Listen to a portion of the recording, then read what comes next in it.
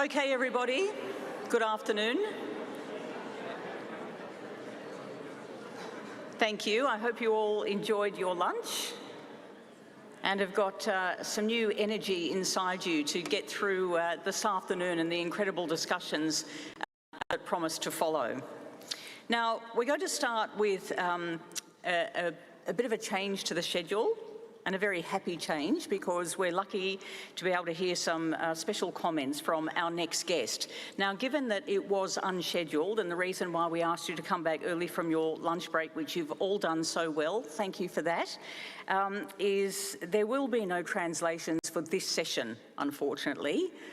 So you're just going to have to listen as best you can, but I'm sure you'll pick up everything that you'll be required to. So, without any further ado, I'd like to introduce the General Secretary of UEFA, who has kindly agreed to speak to us this afternoon. Would you please make him welcome, Mr. Theodore Theodoridis.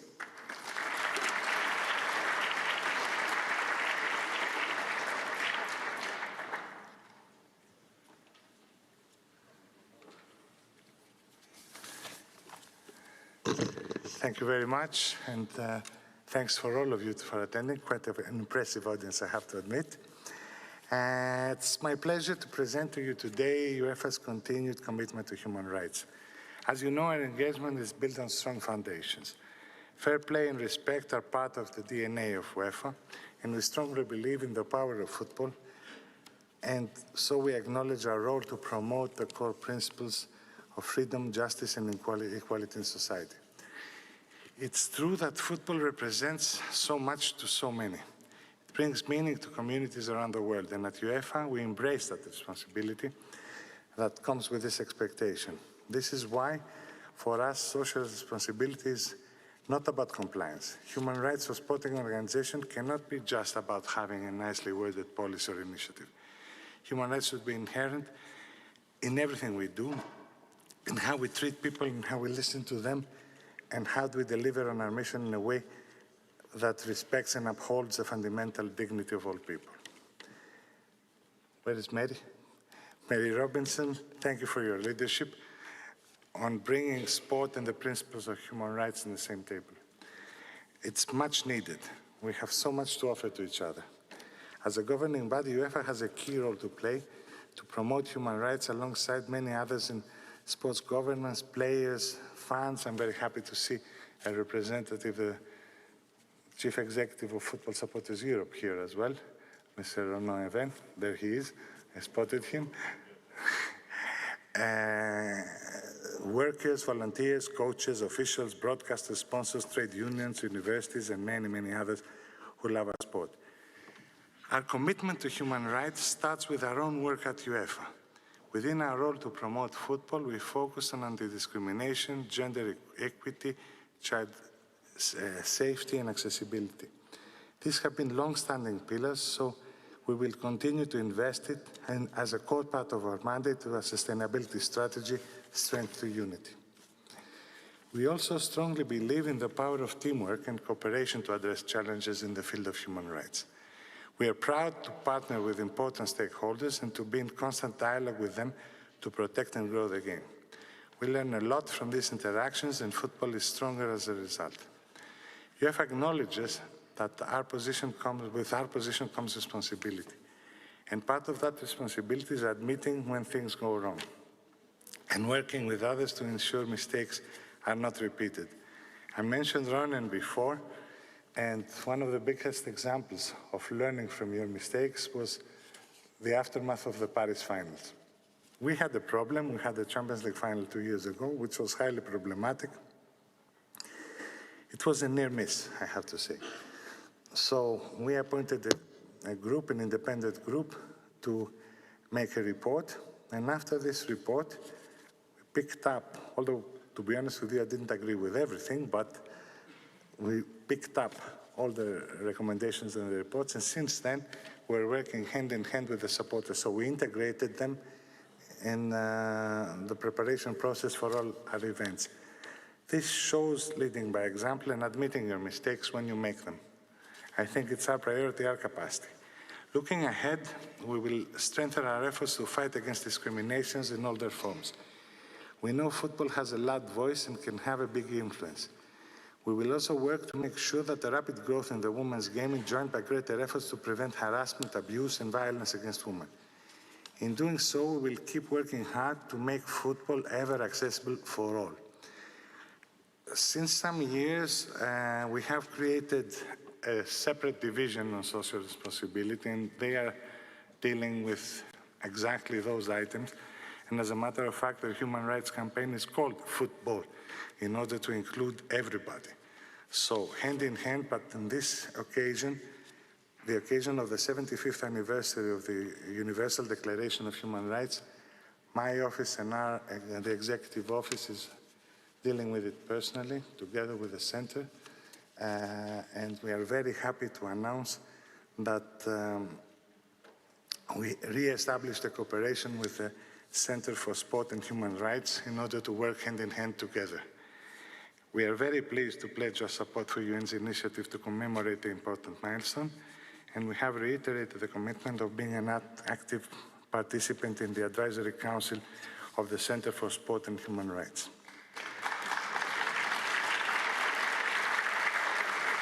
Wait, there's more. We have even more. We want to engage with civil society and to continue to play a role to promote universal human rights amongst the football community. I was very happy to meet earlier with Mary Robinson and Mary Harvey, where together we made a strong commitment to cooperate with the Center for Sports and Human Rights. We want to work with the Center on topics how to best assess our bidding requirements, the potential risks to human rights, and how do we monitor human rights during our events, and how do we strengthen the risk management process. I'm very happy with the work that was already done, and from my team in our division, and with the cooperation with the Center for Euro 24. We hope to make the tournament in Germany an unforgettable event. I know a colleague of mine from the LOC will be here with you tomorrow, and from what I was informed, also a representative of the city of Berlin. But really, we want to bring people together, build bridges, something that is very important at a time of global tensions and conflict. UEFA signed a human rights declaration in Berlin with the hosting authorities a couple of weeks ago, and which clearly outlines our commitment to respect human rights. We will work together for the next 6 months, and the Center will be in the heart of it, for the implementation of all the commitments outlined in the declaration. One commitment close to my heart will be sharing of information on the importance of human rights to everyone involved in delivering the tournament, including our volunteers. Last but not least, and also to show our commitment and will to promote human rights to bigger audiences, for those who are aware of our competitions, we are arriving at the end of the group stage of the Champions League, the Europa League and the Conference League in a couple of weeks, the 13th and 14th of December. And we have, apart from our sponsors, a series of messages and social messages in our LED boards. I saw our former Director of Social Responsibility, Patrick Gasser, sitting in the back of the room. I'm sure he will be jealous of that. He would like to have these spots back at his time, but trust me, Patrick, you built the stone. We made the first very important steps on that. So we will dedicate 2 of the boards, 2 of our rotations, for the recognition of the 75th year of the Universal Declaration. This strong message will be delivered around the world, and it will be visible by all the huge audiences of our competition. So Tuesday 13 and Wednesday 13, you will be seeing the celebration of the 75 years of the Universal Declaration. We will be delivering a very strong message in Match Day 6. A very important symbol. I'm sure you agree. Thank you very much, and thank you for having me here. Thank you. Thank you. Thank you very much. Well done. Well, that is fantastic news, because that will be beamed around the world. As you know, when UEFA puts something on, it's not just for Europe, is it? It has a global impact. People all around the world will be watching. So congratulations on that and the partnership with the Centre for Sport and Human Rights. Now, just to recap, with this afternoon's sessions, once again, as we mentioned this morning, we'll be dealing with what might be some crucially important but particularly challenging topics. such as decolonisation, issues of systemic discrimination and indignity. Now, while giving expression to the voice and agency of affected groups and individuals, I must reiterate a number of points that we did make a little earlier, but just to refresh your memory and for those that are watching the live stream, the Sporting Chance Forum aims to be a safe space for frank and constructive conversation. The forum has a zero-tolerance policy towards discrimination, hate speech, acts of intimidation, harassment or reprisal. And we urge you to consider the impact of your words and your behaviour on others and to please adhere to the event code of behaviour at all times, including online. Challenging content can affect each of us differently, including in unexpected ways. If you are affected, please take the time you need to be kind to yourself and follow the guidance which is in your pack, and it also includes information on how to find a quiet space for yourself, where to go to speak to somebody in case you need support, and if required, to be able to make a report to our safeguarding advisor who is present today. Now, before I hand over to our first moderator for the afternoon, David Gravenberg, who, as you know, is the Chief Innovations and Partnerships Office at the Centre for this groundbreaking session on truth, justice, repair and reconciliation, opportunities in sport to address racial inequality and legacies of colonialism, we do have a very special video announcement to share with you, and I don't need to give the centre of this video any introduction at all, other than to say, I now hand to you Vinicius Júnior.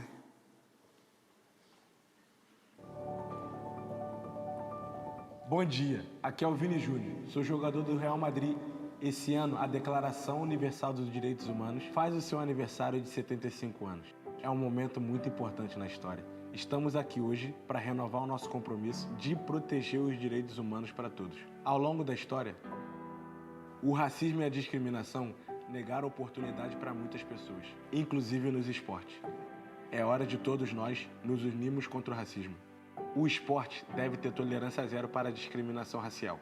Isso significa que todas as instituições devem ter mecanismo de denúncia e combater a discriminação sem reserva. As vítimas devem ser apoiadas e não ser vitimizadas. E os agressores devem ser responsabilizados. Devemos investir na educação antirracismo, capacitando pessoas a conhecer os seus direitos, mas também a buscarem apoio. Vamos garantir que o mundo dos esportes se torne um verdadeiro modelo de inclusão, livre de racismo e discriminação.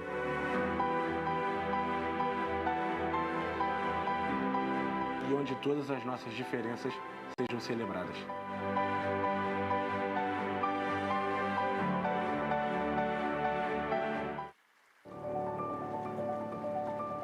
Bom dia, aqui é o Vini Júnior, sou jogador do Real. And that is a perfect way for us to be able to introduce the afternoon panel session, the first of this afternoon's panel sessions, which will be moderated by David. Please make David welcome.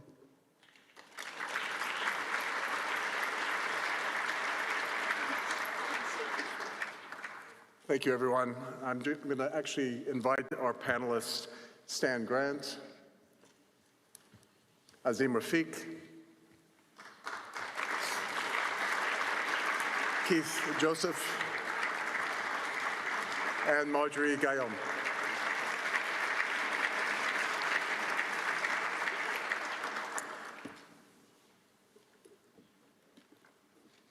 Thank you.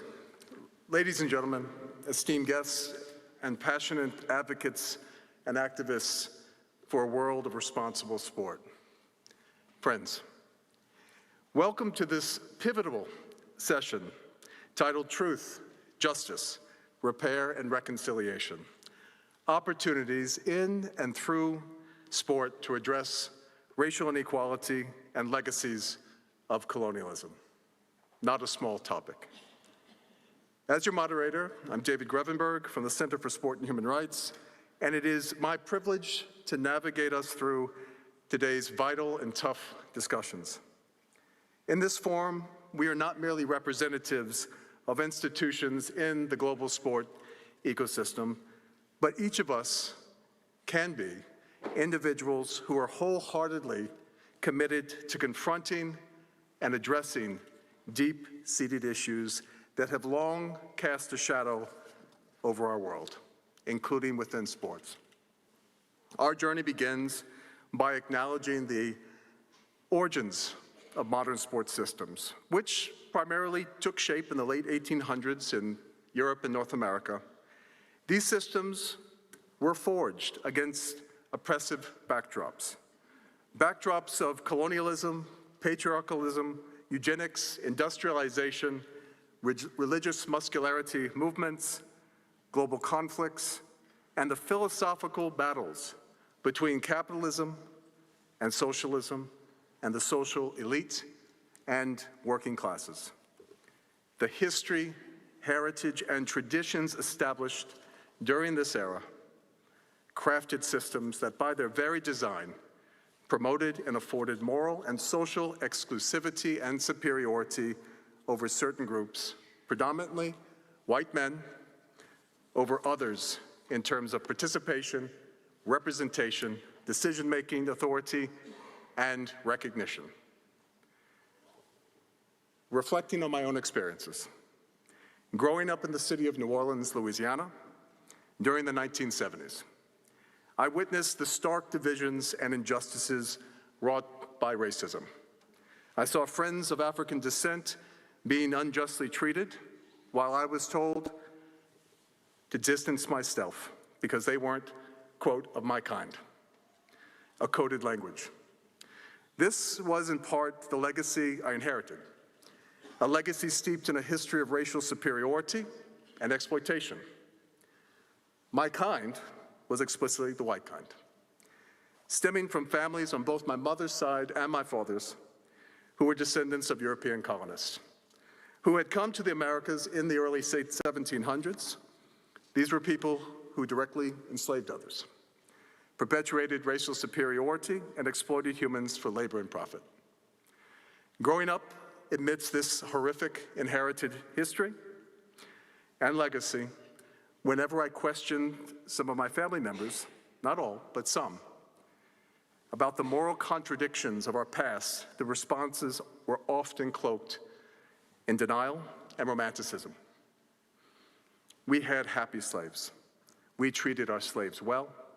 And most tellingly, we don't like to talk about that. These statements, though shocking, were not uncommon in a society struggling to reconcile with the truths and injustices of history. Its history, our history, a shared history. This understanding was both a painful awakening for me and a crucial step in recognizing the deep-rooted challenges we face in our individual and collective journeys. Yet, within the realm of sports, I discovered a new narrative, a narrative vastly different from the diverse one I grew up with. Sports presented a world to me where dreams could be realized, achievements celebrated, and a sense of belonging could be fostered irrespective of our different backgrounds. Sports revealed their potential as a unifying force on the fields of play, atop podiums, and enshrined in glorious memories. If given free, fair, and equal opportunities to access, focus on, and succeed in sports, it manifested itself as a power that could unite people and their communities, regardless of our differences. Through sports, I saw the possibility of selflessly translating and embedding universal values, creating meaningful impact, and resonating this sense of collective purpose, identity, being, and belonging, hopes and dreams.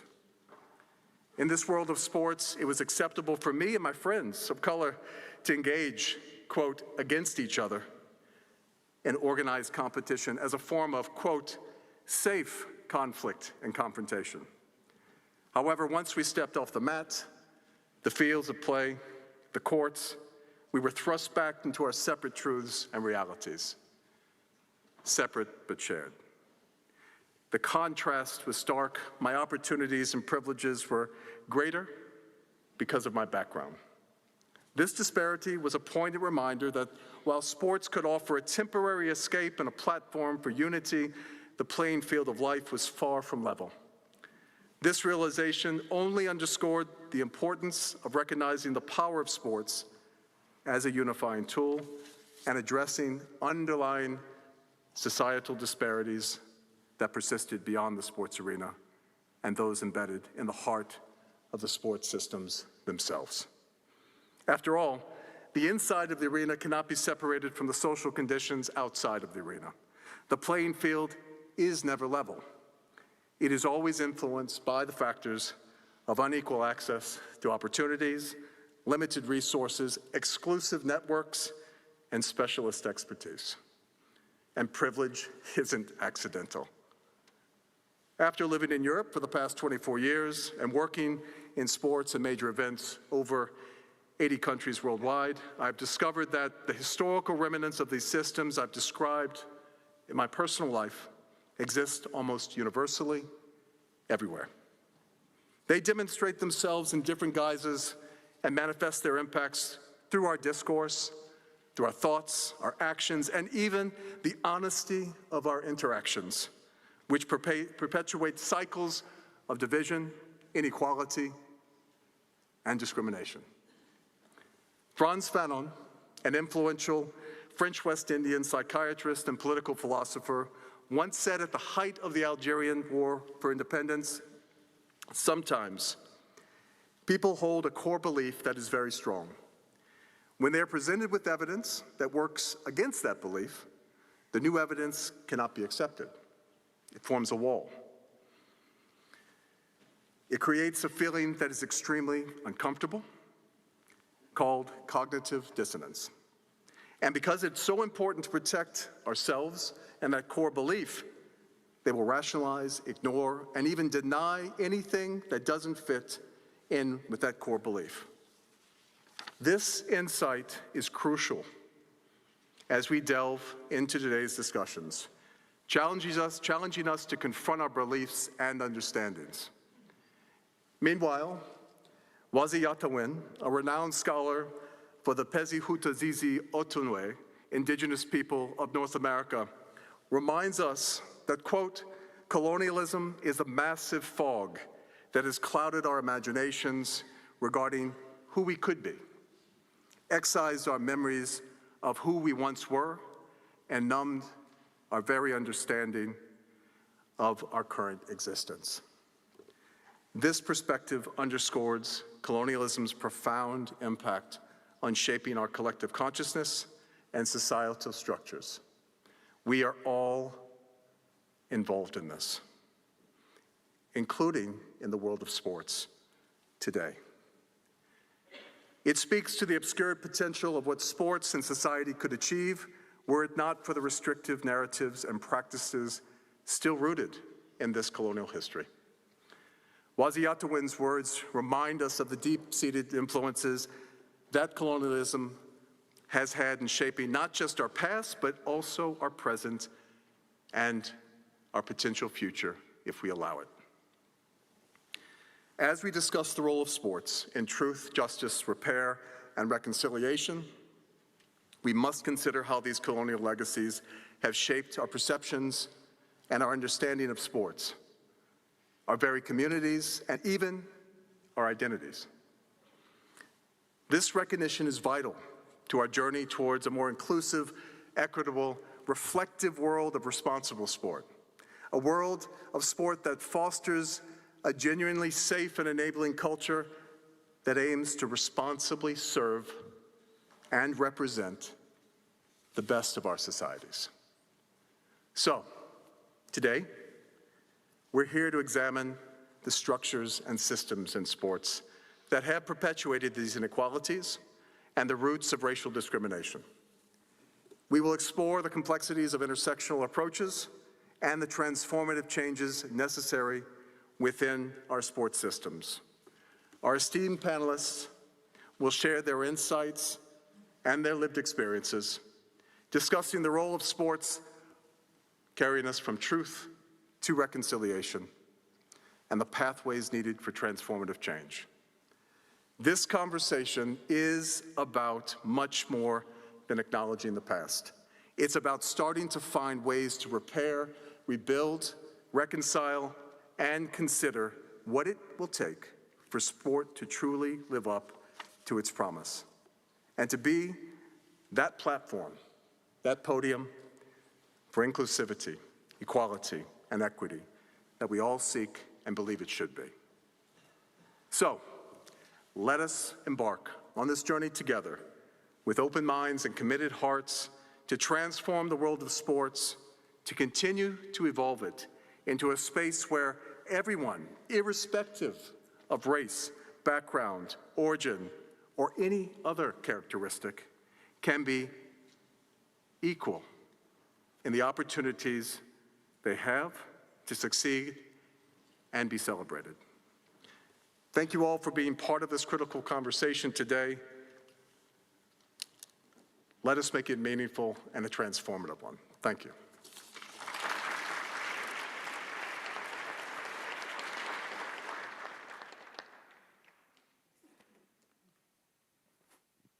We're going to start with Stan. Stan, can you tell us the truth? David, I'd like to start with telling the truth in my own language from Australia. Badaruradri Gibia, Diramadilinya Badaruradri, Nado Indimar Radri mine, Gamilero mine, Darwell mine, Nado Indimar Radri Nuremberg. I don't expect anyone in the room to have understood what I said, and certainly the translators wouldn't. And there are Australians here in the room today who don't understand a word that I said either, and that tells us something. It tells us that a language that is tens of thousands of years old in my country, the Wiradjuri language, was erased by English. My father kept our language alive and wrote the first dictionary of our language as a pledge to his grandfather, who he saw jailed for speaking that language to my father in the street of the town that he was born in. It tells us something about our struggle as Indigenous Australians to stay alive, to remain alive as a people on the planet. It tells us something about the impact of invasion and colonisation and how utterly complete it can be. And to even speak that language or to speak the truth of what has happened in Australia risks being attacked, vilified. It risks violence. It risks being run out of your profession or your sport, as we've seen happen. Now, we're here to talk about sport, and Indigenous Australians have made an outsized contribution to sport in my country. We've had gold medalists at the Olympics and Commonwealth Games. We've had world champions across multiple sports, and our football codes, we have excelled. And yet it always comes with the expectation, as people on this panel and people in the room would know all too well, that we need to be grateful and we dare not speak the truth. Sport has not shifted the dial in Australia. Australia has already hosted 2 Olympic Games, and in 2032 in Brisbane will host its 3rd. It held the Women's Football World Cup just this year. And yet Australia remains the only Commonwealth country not to have signed treaties with First Nations people. We are not recognised formally in our constitution, and this year there was a referendum where Australians said no to that recognition. We are the most impoverished and imprisoned people in the country. We are 4% of the population, and we're almost 40% of the prison population. 40%. We die 10 years younger than the rest of the Australian population. Cathy Freeman, who lit the torch at the Sydney 2000 Olympics, carried the hopes of a nation for reconciliation. And yet here we are 23 years later, and Australia can so easily say no to Aboriginal people's calls for formal, meaningful recognition and justice in our own country. Athletes, when they speak out, are often attacked and have been driven out of the sports that they love. So when you ask me about truth, I think it comes down to this. was something that the French philosopher Simone Weil said. Only the afflicted know the truth. Only the afflicted know the truth. To stand with the truth is to stand with the people who have been afflicted. It is to stand with people who have spoken for justice across the history of sport. It is to stand with John Carlos and Tommy Smith. It is to stand with Cathy Freeman, and it is to stand with Caster Semenya.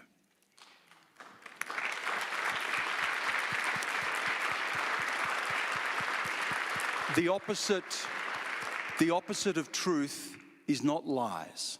The opposite of truth is power. If you don't stand with the afflicted, you are standing with power. Thank you, Stan.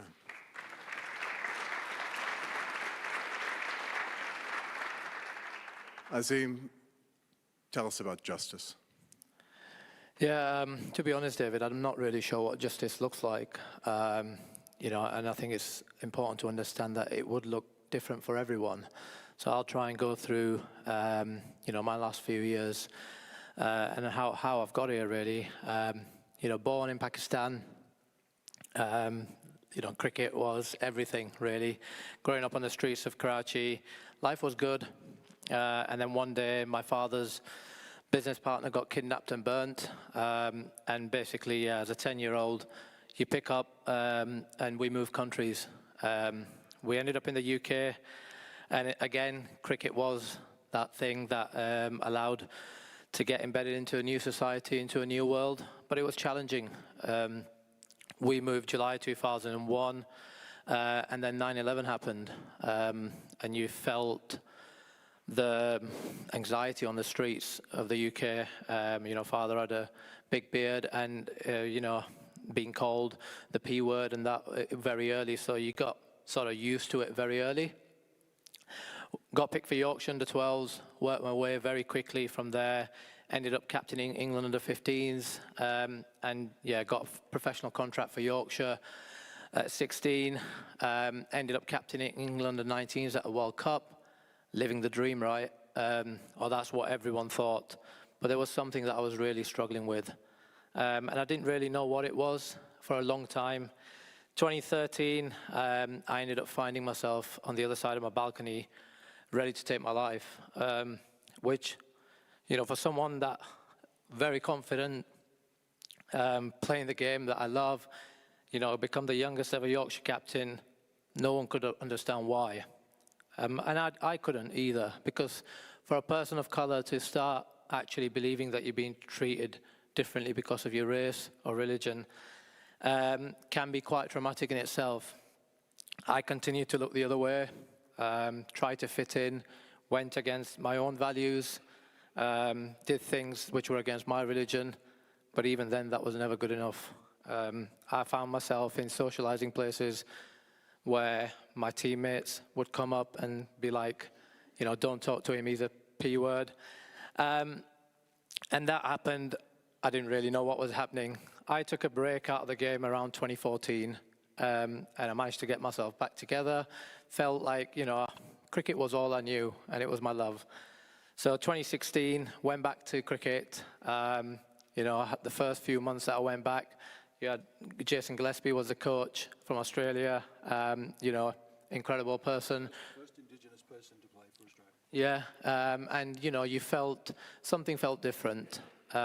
Jason left a few months after, and 2017, it just felt like deja vu all over again. Middle of 2017, we reported what I, at that time, thought it was bullying. And yeah, repercussions were very imminent, and I knew sort of raising my head above the parapet could mean the end of my career. End of 2017, you know, for the first time, I said what it was. And it was to a board member, and it was casually, that I feel like this environment and the racism is really rife. And, you know, there's personal, individual racism and institutional. That was ignored. But it was what happened next. My wife got pregnant. We had a really tough pregnancy, which which ended up with us losing our son in May 2018. Which was really, really challenging. But it was when, on the back of that, the way I got treated at Yorkshire County Cricket Club, and how that was used to get rid of me because I'd raised, allegations about racism and bullying. So I lost my son and my career within the space of a few months. So going back to the justice piece, what is justice? Am I going to get my son back? No. Am I going to get my career back? Probably not. Is it going to get rid of the scars? No. But there had to be something that I had to hang on to live the rest of my life. And for me, it was very much, for such a long time, being dehumanized, not valued, not respected. And just after Black Lives Matter, I had an interview around my new business, and I got asked a question around prejudice and racism, and I got a bit emotional. I'm a bit emotional. I said a few things, expected it to be, get in a room and resolve it. Yorkshire had other ideas. From August 2020 to November 21, it was an uphill battle. All the feelings were all there, but this time I was different. I had the strength of my son, and I knew this was bigger than me. And I think when you fight for something that's bigger than just yourself, you lose all sense of what could go wrong. And coming up against power, I had nothing to lose. So for me, that justice piece was very much feeling like I've been heard. And I gave evidence in the Parliamentary Select Committee on the 16th of November 2021. I walked into that room and my life changed outside of it. And that evening, I felt like the weight had been lifted on my shoulders. And that felt like justice. What followed was incredibly challenging. And it's got to a point where this time last year, I've had to leave the UK because of the death threats and the attacks. But, I'm here, I'm strong, and I actually feel very lucky. I feel lucky to be here. And I feel I have a sense of purpose now, which is far bigger than me. And in terms of the work I do, I want to represent the normal person in these rooms that'll never get here, and fight for their rights. And hopefully I can do that justice.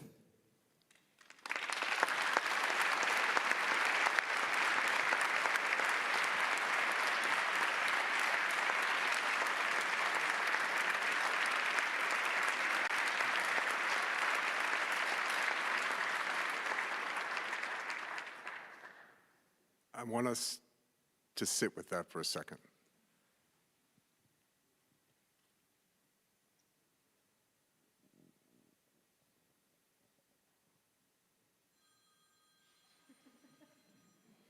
It's always one. We have to start allowing ourselves to feel. We have to start opening ourselves up for listening. It is the only way that we can truly start to repair. No pressure, Keith. Keith, can you tell us about repair? Thank you very much, David.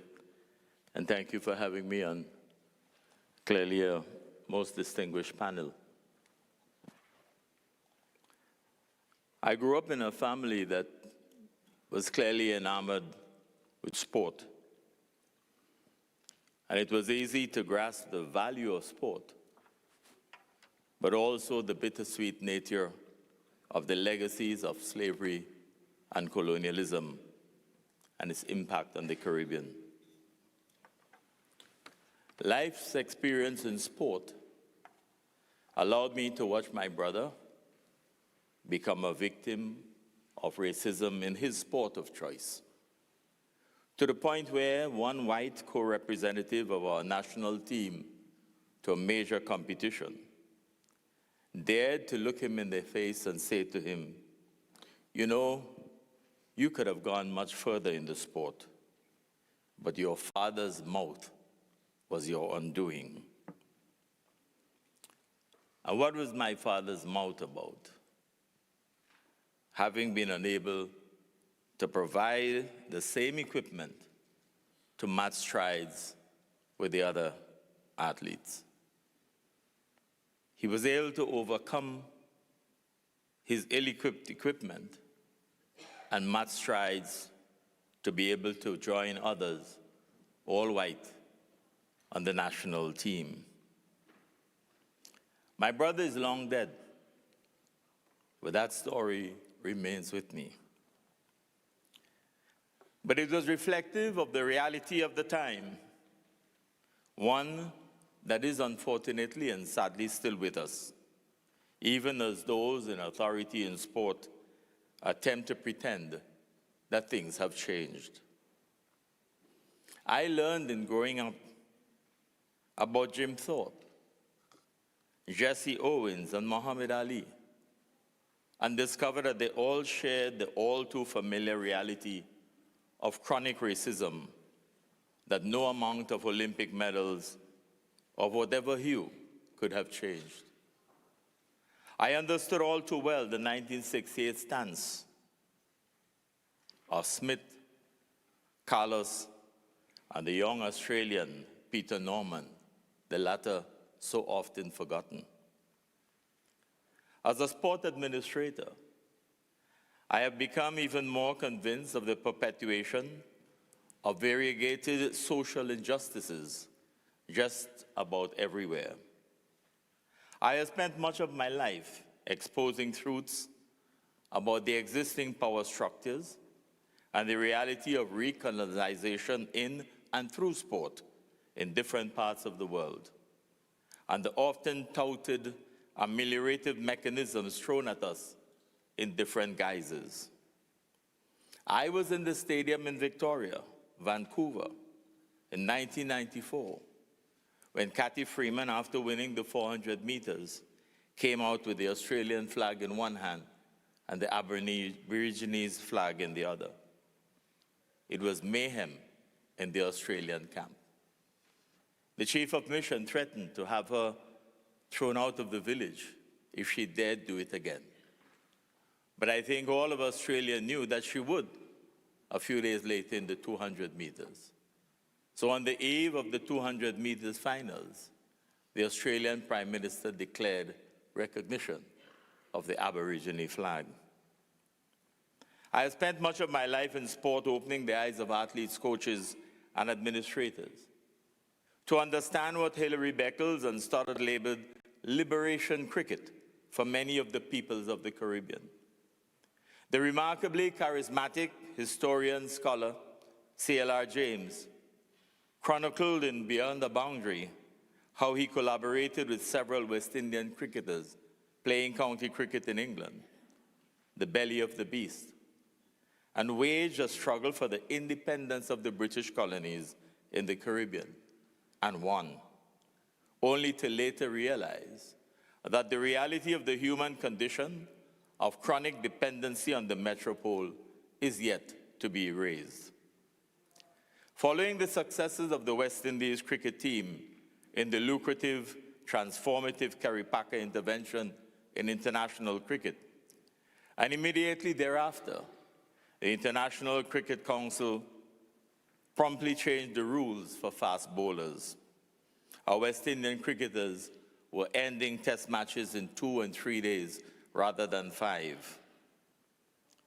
They changed the rules too in terms of employment in county cricket. Teams were only allowed to have 2 overseas players. They went further. In respect of bowling, there too they changed the rules to allow a limited number of bouncers per over. The target, West Indies cricket. After all, those who controlled the sport could not allow black players to run riot in a sport that they had learned from their colonizers. This was anathema. Caribbean athletes have lifted themselves, went beyond the capabilities attributed to small, vulnerable, and open societies, eking out livelihoods out of the carefree droppings of colonization, achieving well above their better-off counterparts from so-called advanced industrial nations. Yet many of them miss the point. Many of them have gone on to adopting the ruthless arrogance of their colonizers.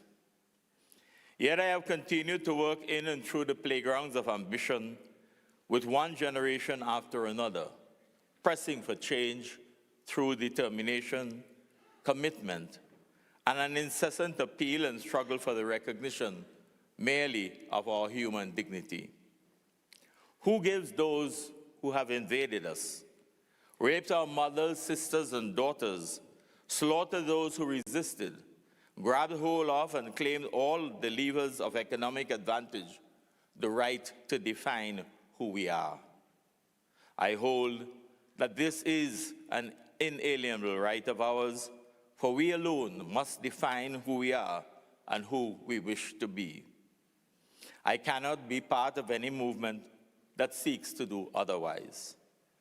Education, a critical tool in the rapacious, capricious conquest, colonization, and decimation of native peoples, is nonetheless an important feature that I must use to repair the damage to so many whose voices have been taken away, and those who live under the constant threat of losing theirs. That, my dear friends, is what has brought me here today. Thank you, Keith.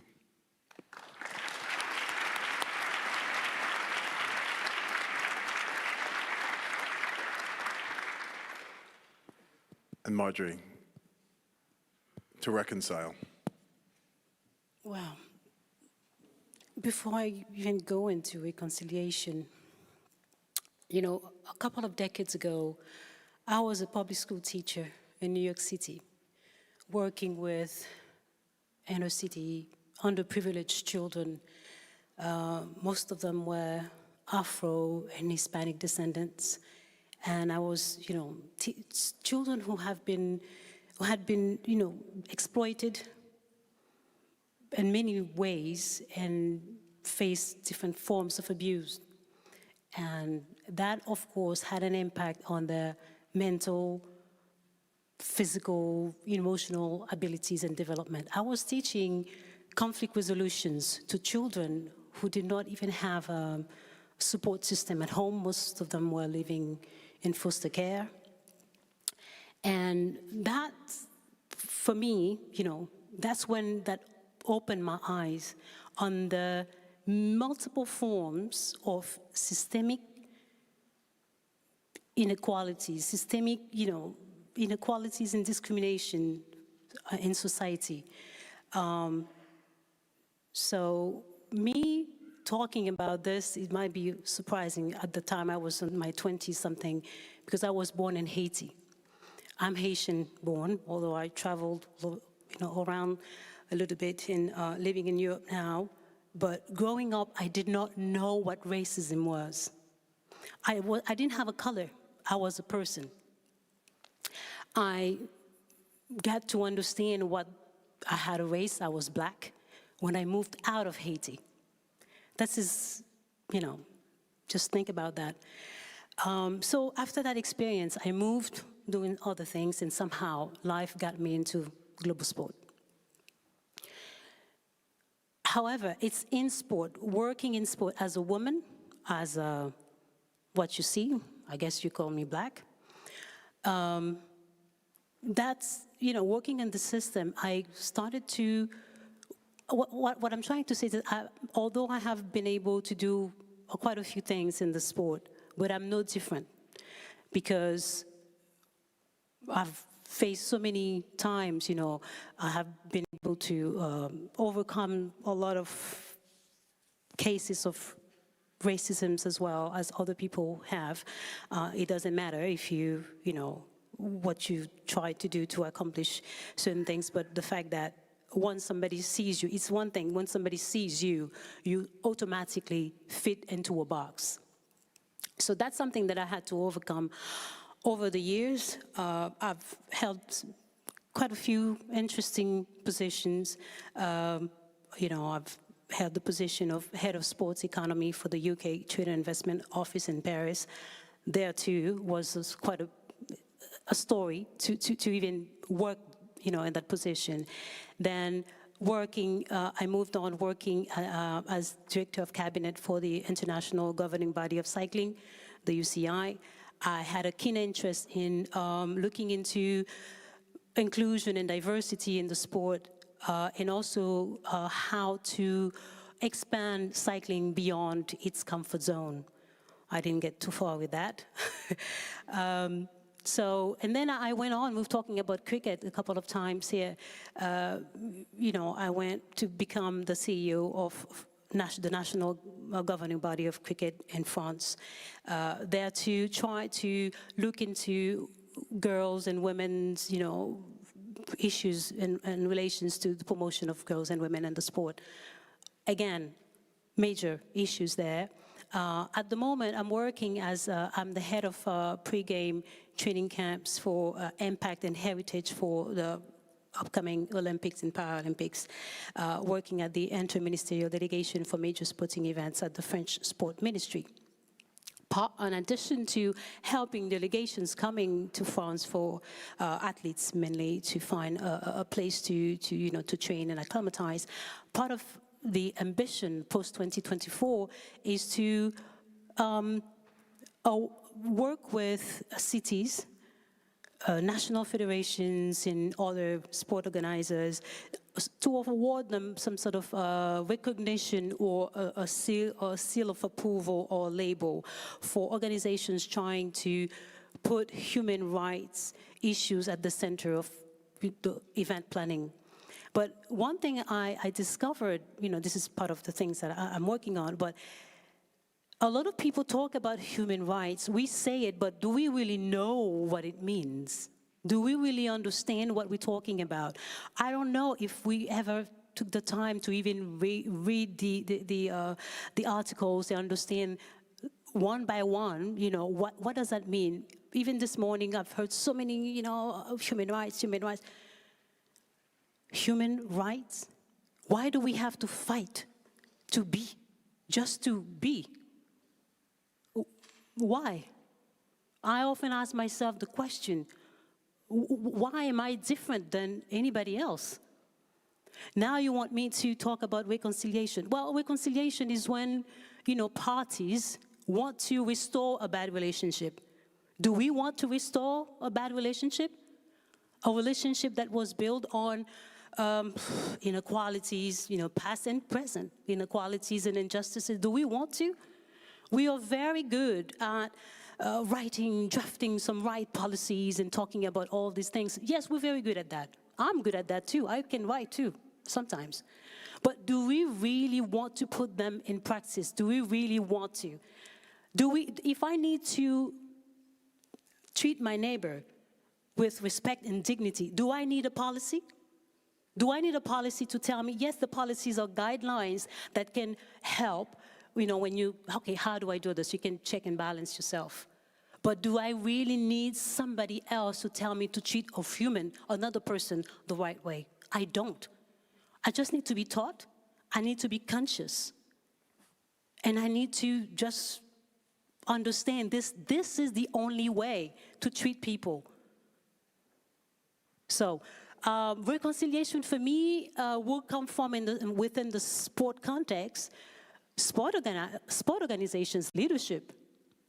We are the one, sport leaders and organizations, they have the power to draft those policies or design those policies or framework, but how much of that we're doing to put them into practice? Leaving the politics and the self-interest in the elections, all these things behind. Do we really want to? So reconciliation is possible if only people want to reconcile.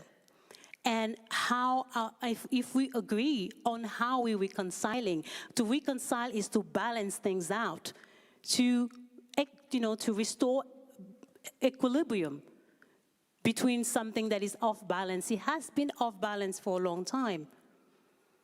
So how do we do it? Yes, this conversation, just the fact that I'm here today talking about, just sitting here, that means we've made progress. Otherwise, I would have not have a place around the table here to sit here. This is a good step forward, but it's not enough. It's not enough for me. It's not enough for a lot of people. We've heard of, colleagues talking about how much it is hurtful. This is as a human, as a person. How can we move that? How can we reconcile? Just the first article of human rights talking about equality. Just see me as a person. Just don't see me as a color. Just see me as a being, just like you. I have a family, I have blood, I have the same thing that you have, I do too. Can we start processing that? Can we start talking, seeing each other that way? Probably. I don't know. Will we be speaking about this 5 years from now again? How to reconcile? We have guidelines. We talked about the IOC frameworks this morning. We talked about the UN guiding principles. There's also the the Human Rights 75 initiative. There are so many tools that can help us if we don't know how. But we can know how if we just take the time to read these articles and apply them. We don't have to cover the whole 30 articles at once, but if we only work on one by one, establish some sort of pathway to progress in human rights, that's something that institutions should be looking into.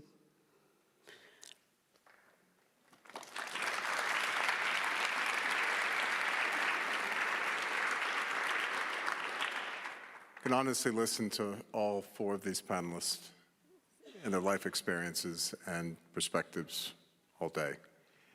Marjorie, thank you very much. I would just like to say that I really feel that your last point, reconciliation, is a journey.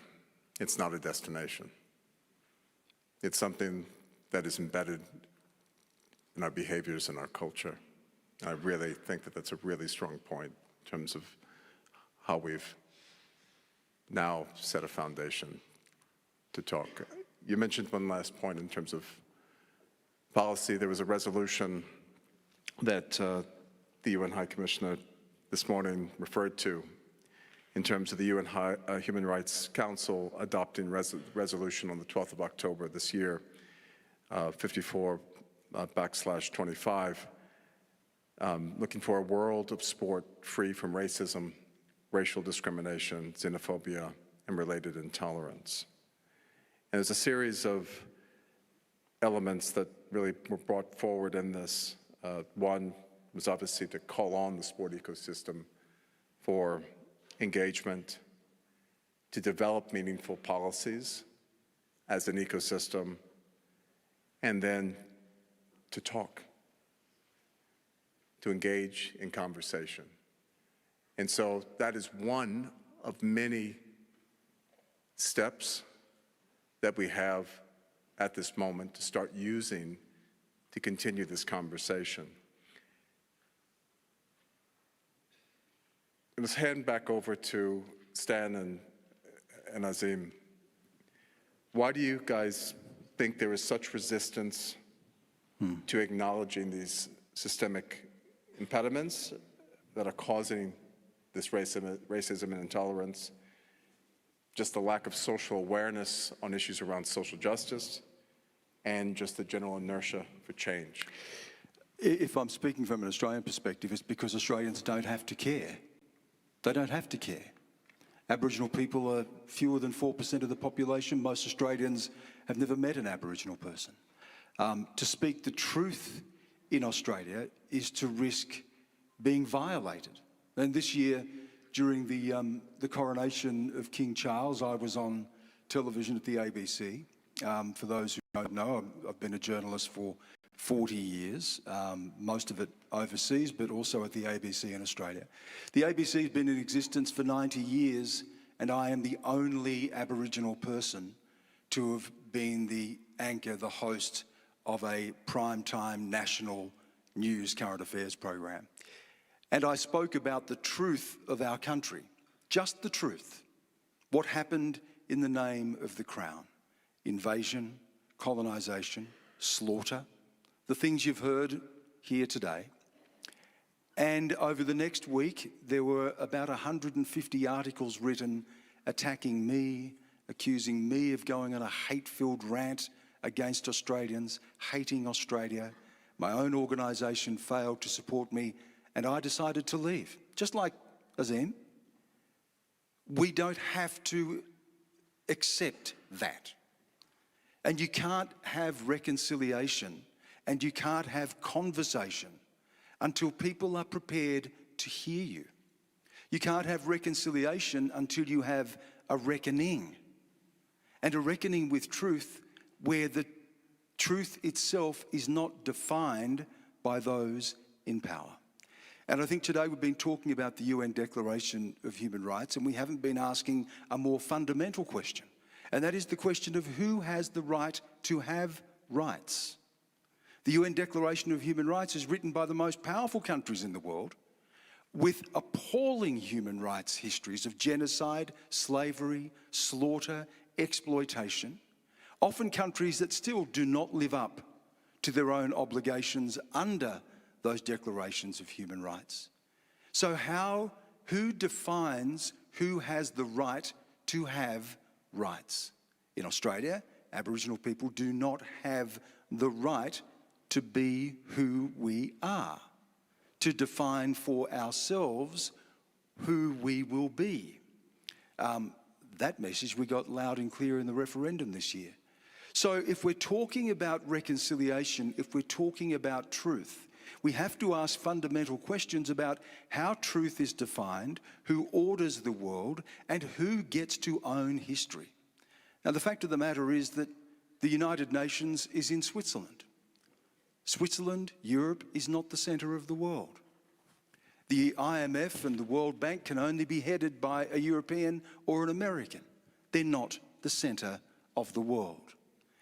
The white world, and we need to talk about whiteness as an organising principle, the white world, the Caucasian world, is fewer than 10% of the global population. But who holds the reins of power?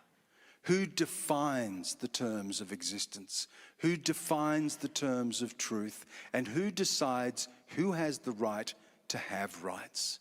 And as each of us here today, and people here know, that when you dare to speak against that, you will pay a price. Thank you.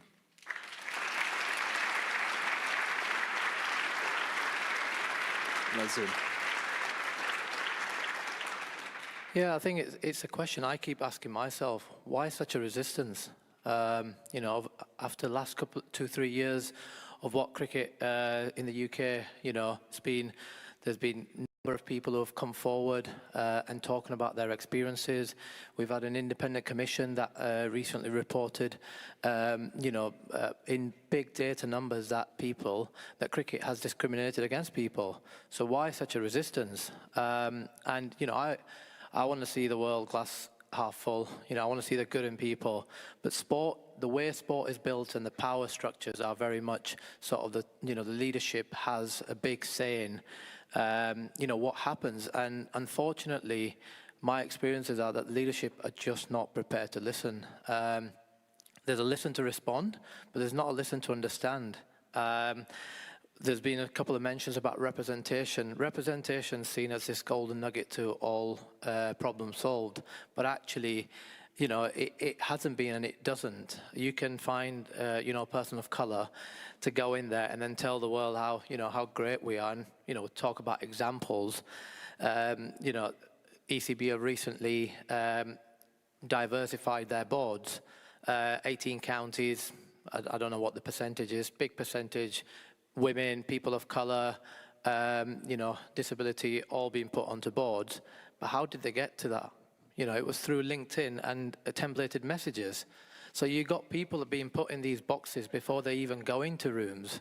You know, a friend of mine recently got put onto a governing body board. She had an outstanding commercial background, built up pharmaceutical companies, sold it. She thought she was going in for her commercial expertise, and she got introduced as, EDI expert. And it goes to what Marjorie said a little bit. It's, we're people. We've got skills, and treat us as such. And I think there's a real resistance from, clearly everyone knows that within what's happened, everyone's implicated in some way or the other. And there's two ways: either accept it and relinquish some of your power, or, close ranks and make life difficult. I was attacked in a very significant way. And a lot of that wasn't actually because I think people knew I wouldn't stop. But there was a group of 50 cricketers that was going to come out and speak of their experiences publicly. And that would have been too much for the system to take. But, all this change goes through these cycles. It's been, this morning, ECB announced around an independent regulator, which isn't even independent, but it's been reported as such.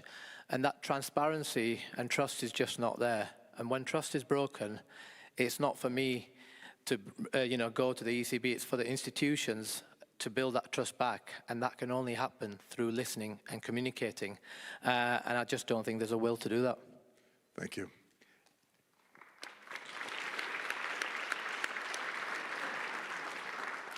Just listening to both of you speak, we're very aware, and this is not a naive comment. It's just one that is, explaining the dead obvious. Most of our constructs in most industries are hierarchical. They thrive on control. They thrive through competition, which fosters conflict. Hierarchies are usually overturned by revolution. And they revolve. And these are systems that continue. And I think listening to the two of you, this is a systemic issue that continues to revolve versus evolve.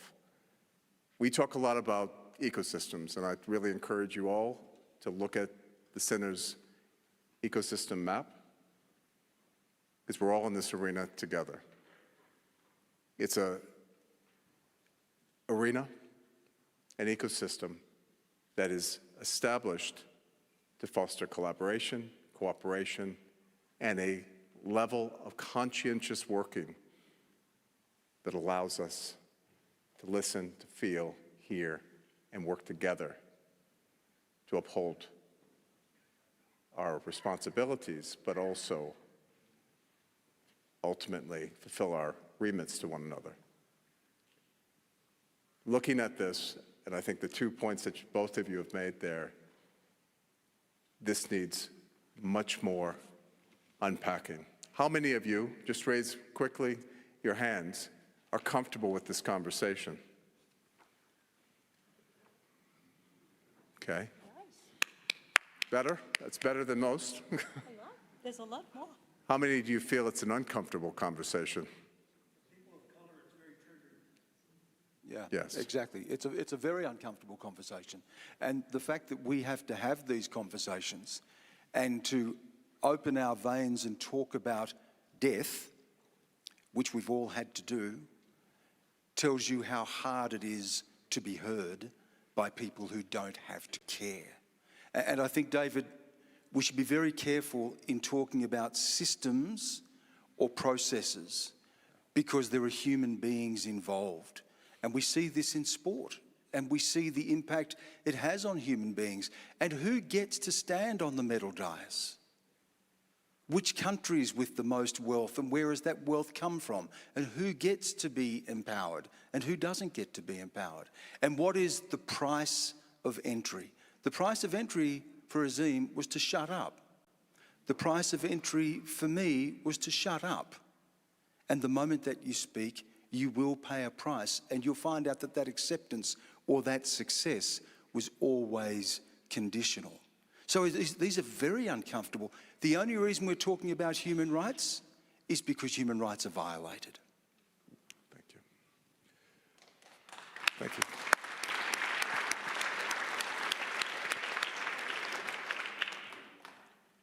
And moving on to both Keith and Marjorie, you both have fulfilled these roles of sports leaders.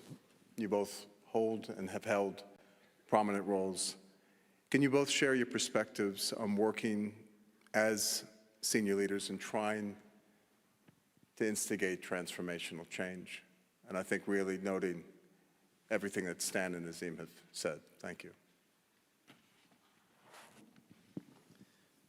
You know, you asked the question about the level of comfort or discomfort of the participants here. Last October, the Caribbean Association of National Olympic Committees achieved a landmark of 21 years of existence. And in conceptualizing how best to deal with where we are as a regional organization, we got together with David of the Center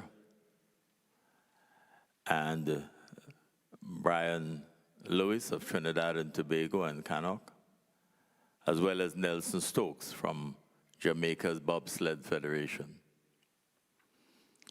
And this very topic that we are dealing with is what we had to deal with. And it took us several weeks agonizing as to how do we address this matter with people who we know were going to be in the room. And we arrived at a situation where it was agreed that we would gradually introduce them to the topic, just as David did here a while ago. And at the end of the meeting, at the end of the workshop, if you had asked the question that David just asked, you'd have gotten more or less the same response that we just got here. That the majority of members, in spite of the misgivings of some of those who were present, the majority felt that the time had come for us to speak the truth. That the time has come for us to determine for ourselves whether, as a sporting organization, we are capable of bringing it together to a stage where Mandela advised that sport has the power to change the world. But are we clear that that is a realistic objective?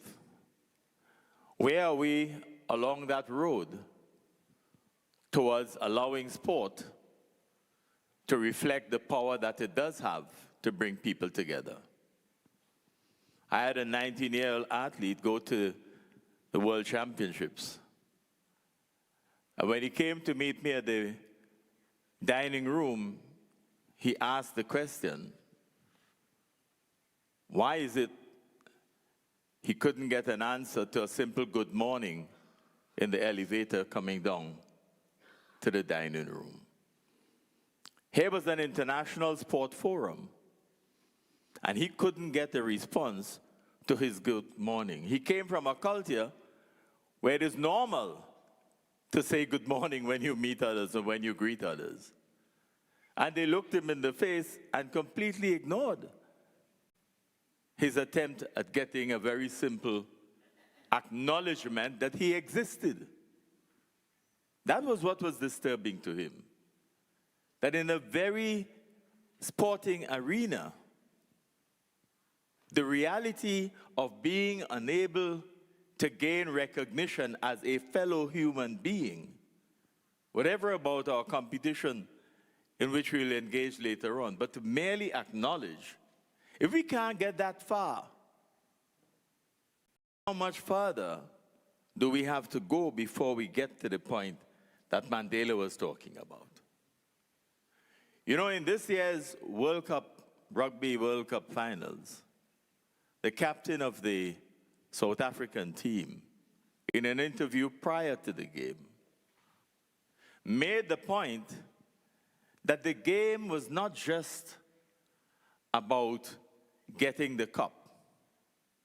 He made the point that millions had died for them to get to that point. Millions had died in an effort to rid the nation of apartheid so that they could sit or stand and play alongside each other.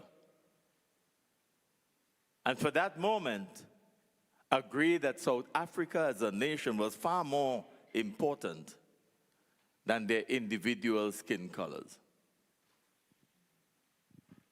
It's interesting, the result of the referendum in Australia not so long ago, because it tells us how far we are, even in sport, to allow what we have achieved on behalf of the country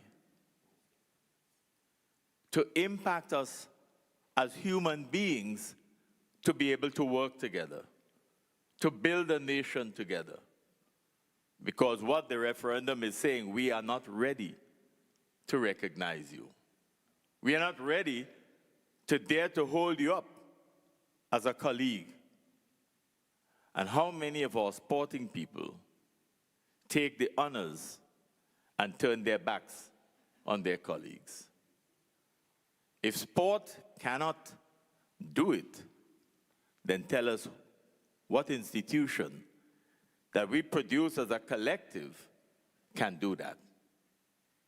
We have a serious responsibility as we gather here over these 2 days to show the world that what we are about and what we are saying are not mere empty words, but must be manifested in action. And as Michelle advised us this morning, some of us may tend to grow a bit tired. And we have to make the next step. We have to be innovative. But we also have to acknowledge that while we may come from different cultures, we have the capacity through sport and through our battle for rights for the individual to facilitate a new world order. The challenge for us is, are we up to it? Thank you.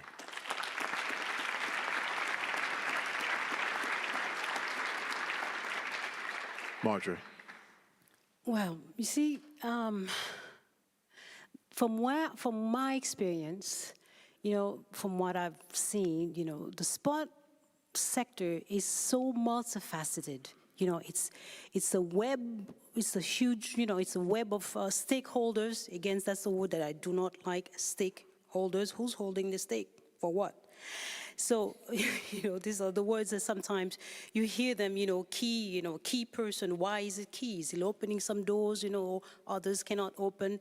All these words that we normally use that tells you something of how the culture, sometimes we automatically use certain expressions, we do things automatically, but without paying attention to the consequences of what we're saying or what we're doing. So it is a system. It is a system, the sports system. We talk about the system with over 8,000 plus, kind of sports around the world. A system that means it has its own sets of rules and regulations, a list of institutions and independent entities, but yet interconnected, that dictate those rules and that tells you in and out, the rights to get in or out of the sport. We're talking about if you say something at the right moment, at the right time, good. But if you were to say something and it didn't sit well with your boss, whoever is giving you the money to finance your project, well, it didn't go well, so, you get punished. So at what time, you find yourself in a situation you would like to help and explain to people, explain to those who need to understand history of human rights, to understand that we are people too. We would like to do that, but sometimes you find yourself in a situation to have to, okay, can I say it because I work for government? Can I allow myself to say something? I was talking to somebody this morning saying certain words that because I'm working in the legacy, post-2024 legacy with in some of the human rights issues in what I'm doing at work, and by the way, I'm not here to represent my organization, I'm representing myself. Whatever I'm saying here, it's on me. But I was saying that certain words, we're talking about human rights, but you will not hear us talking about racism. We can talk about other issues, but not the word racism. Oh no, oh gosh, oh. No. Why? There is an issue of racism in sport. It's everywhere. Why we get to pick and choose what we can talk about or not. If you talk about it, you may get punished for it, or you may get there's some consequences. So how much can we do to help sport organizations understand the real issues without having a negative impact on our career? I was punished several times for things that I said or I explained, and I didn't want to. It's not about me here. But so, what can we do? We just need to embrace the fact that that's the only way out, unless we're being hypocritical about it, or this is all a masquerade. This is just we're just putting on a face, we're putting on a show, we're just talking, but we do not have any real desire to change anything because it's comfortable. It's comfortable for where we are to have our privileges, to hold talks, and yeah, it's nice. But are we gonna do anything about it? So I think from what we've said today, and I think that it's going to be this afternoon and tomorrow, there are enough guidelines here to help institutions understand how to help. However, somebody's trying to get my attention. It's you. Anyhow. I lost the track of what I was saying. What was your question, by the way? No, as a sports leader, how hard or what has been your experience in instituting transformational change? And I think you've started to. I started and I got sidetracked. Yeah. So yeah, honestly. There are a lot of things that can be done. We talked about the human rights principles. We talk about all the tools. I think what we need, sport organizations can do is embrace what we start today, what we're starting here. Okay, multiplying the discussions and making has been taboo or uncomfortable more agreeable, so people can acknowledge the truth. Yes, there is a problem, but do we want to solve it? We want to reconcile. How do we reconcile with someone? Well, we start acknowledging that something is wrong, that something is out of balance. So, okay, what's out of balance? And then we start listing. But what's really interesting, I think Sten was saying this earlier, it's sometimes why it hasn't worked, in my opinion, it's because it's always the same people telling us what to do. It's almost like the rules are the policies are often one-sided. People, when we're making policies, this is an advice, I'm not telling people what to do, but from my experience, if you want something to work, even within family or board members, if you want to really make something to work, everybody has to be heard. We need to have this conversation, an open conversation where people feel comfortable to say, this is what's been going on, and you know it. I know you know, I know. So we both know. Okay, now, do we really want to change things? So how do we progressively, create a pathway to progress step by step and work it through? And then set a timeline where we want to be in a 5-year term or 10 years, how we want to get there. Sport is well positioned, like Keith was saying, is well positioned to help, but sport leaders coming from the top, drafting all these policies, they have a responsibility to do this. However, again, I said this, it's all about people. People drive policies. You can write all the policies you want. If the people who are supposed to put them in place are not doing the work for political or whatever other reasons, it doesn't make any sense. So there is a human-centric approach that needs to be taken as well. That means we have policies, we have guidelines, we have the tools, but do we, us individually, do we want to put them in place in everything we do? And when we're dealing with people, organizations, communities, do we really want to apply those policies and put them in practice? So, Thank you very much. I'm going to move us on quickly to some questions, and that was the gentle kick from across the room to move us on. We have about 10 more minutes, and is that right? 10 minutes? Okay. Just to quickly move on to some questions, and I think we could have taken a lot more on this. So one was to thank you all very much for sharing your experiences. By speaking on panels, systemic racism and institutional colonialism in sport, you are doing a lot of emotional labor for a predominantly white audience.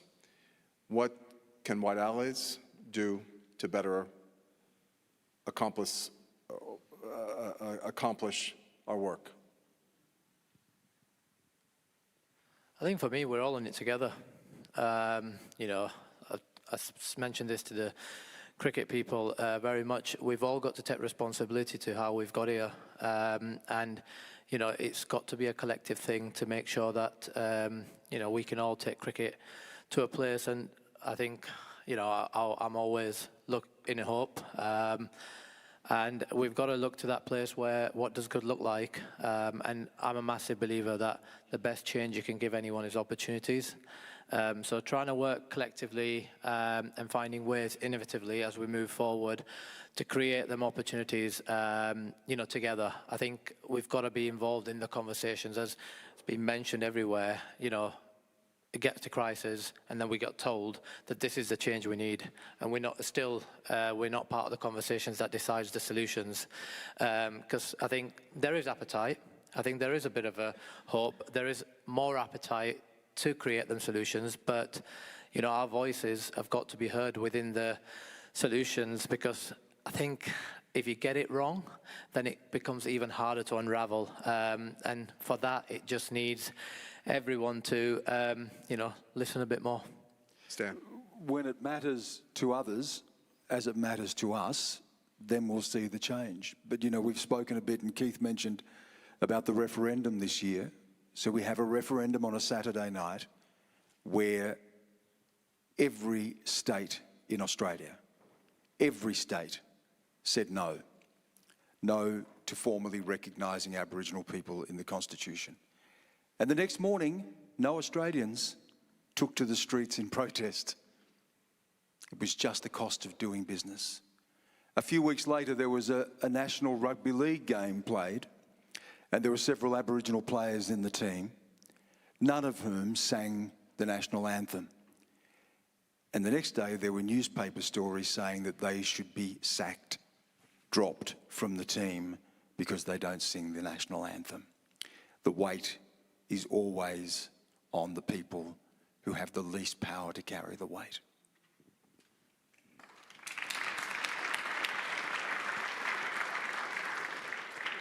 Keith, do you want to make a...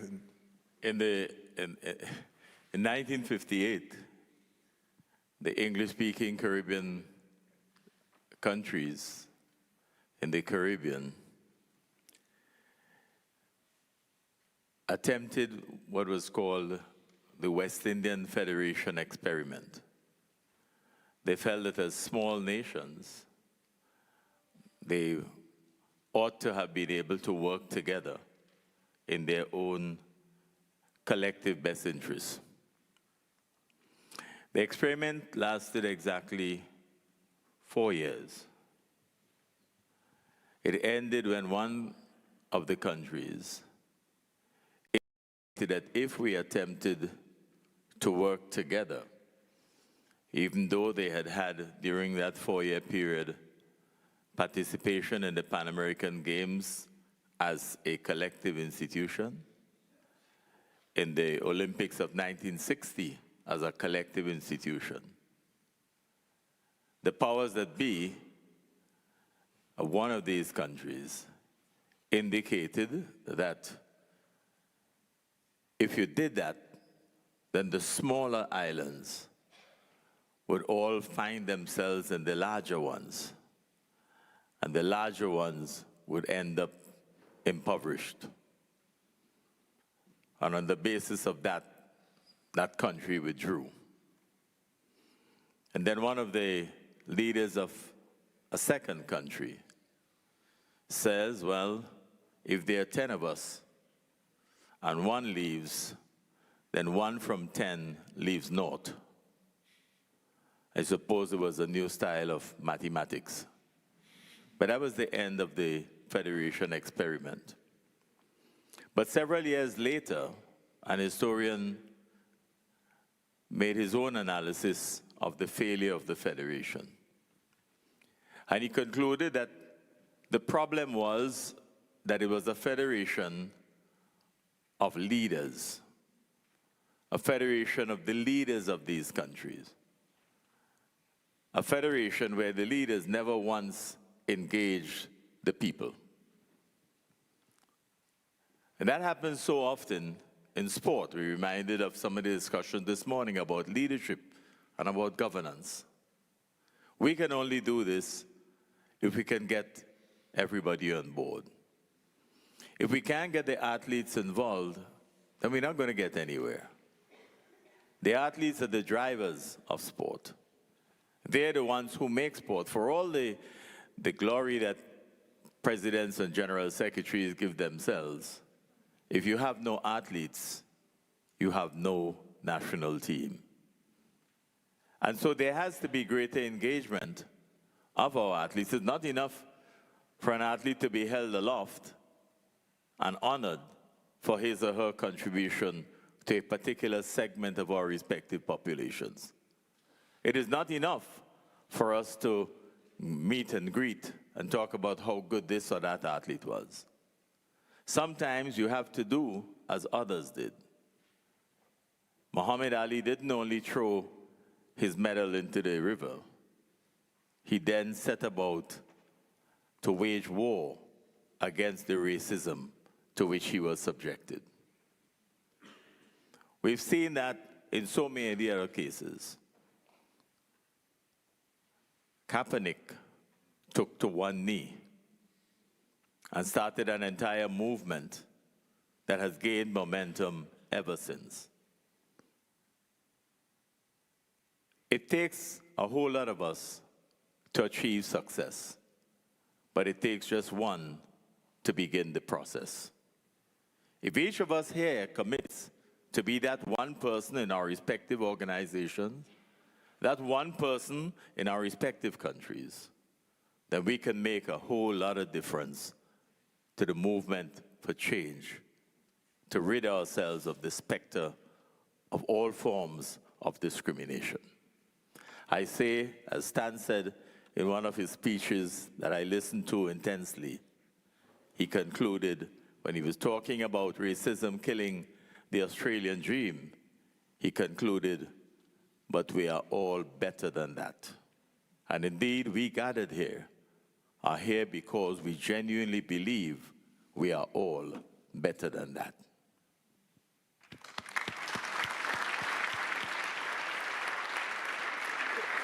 We're of course at time. I wanted to give Marjorie one more chance to say any closing remarks. Azim, you wanted to say one more thing, and then respectfully, just in the conversation, if that's okay, Marjorie, and then Azim, and then we'll close. Well, I think if this exercise here is to help improve human conditions, you know, to make progress together, if that's why we're here today, I think we can all decide right now, okay, we can decide from now on that if we consider that we have moved past a period of complete ignorance of history, of human rights, of whatever you want. We move we move past that time, and from now on we going to act differently. Because honestly, it's not only about the policies, it's about us. Every single one of us is accountable within this ecosystem. Every single one of us is accountable for this to happen. If we decide to do it, we can do it. Now, we're talking about having that single person in your organization to do it. Can you really do it if you're alone? If you're the only one, let's be realistic. If you're the only one always saying, hey, by the way, this is off track, it's not going to happen. I think we need to be conscious. All of us need to be conscious, but it's only if we want to. We cannot force people. What I have realized is like when you force something on people, it works for a certain time. It works because there are incentives, not because they really want to do it. But if we think we want to do it, we will make it happen regardless of policies or not. The second thing I wanted to say is like, yes, there's a strong base in terms of policies that exist for reconciliation, truth, or all the issues that we talked about today. We have guidelines. Read them. Put them into practice. Try to have whole discussions into what it really means for me and my organization if I want to put that in place. What will it take for me to do this?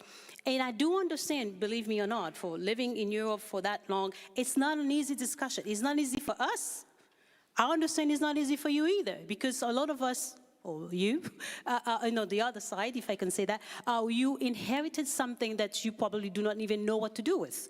Because it's coming down it's not you personally, but it's because, like you were saying earlier, it's been there for 400 years. What do I do with it now? But you can change it. It's you are the one here today. You can decide.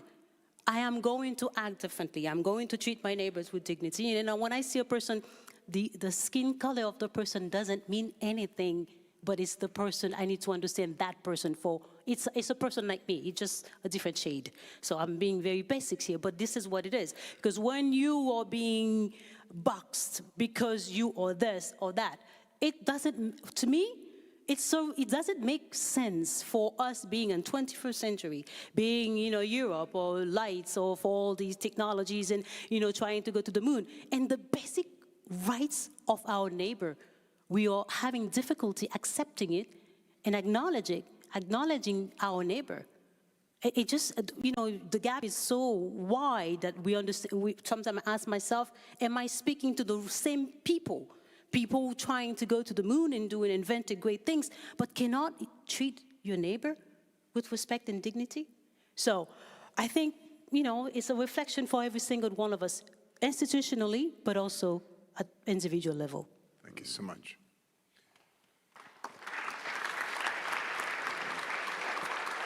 Azim, please finish us off. Yeah, just one last one, really, and I think it's very much sports-centric, and a question more than anything else.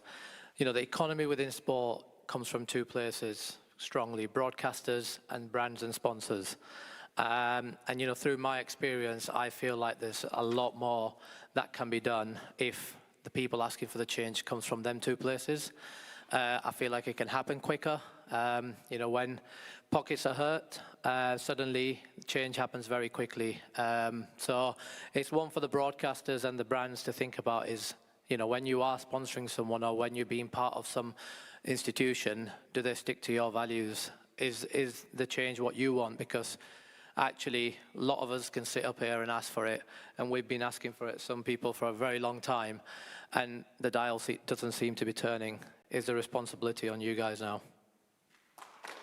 Thank you.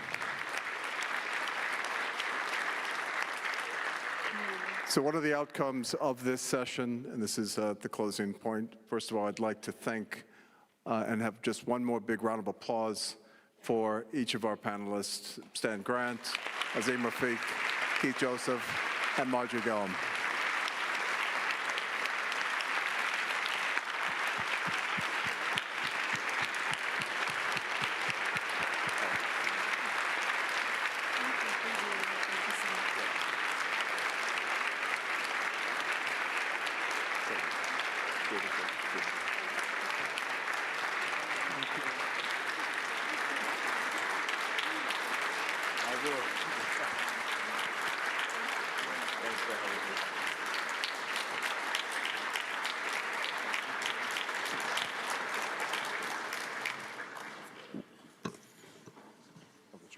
I don't need to sum up that panel discussion. The words speak for themselves, and I think the silence also speaks 1,000 words, and that is the silence for us to really consider what we've just heard over the last hour or so. So you're going to have about 10 minutes now just to let that sit and think. It's a very quick bathroom break, should you need one. Stretch your legs if you can, because when we come back, we've got a very special session of the day, as if that wasn't. But we're going to come back with something pretty extraordinary, and so I hope you can all stay for that. So we're starting at 4:10. Thank you.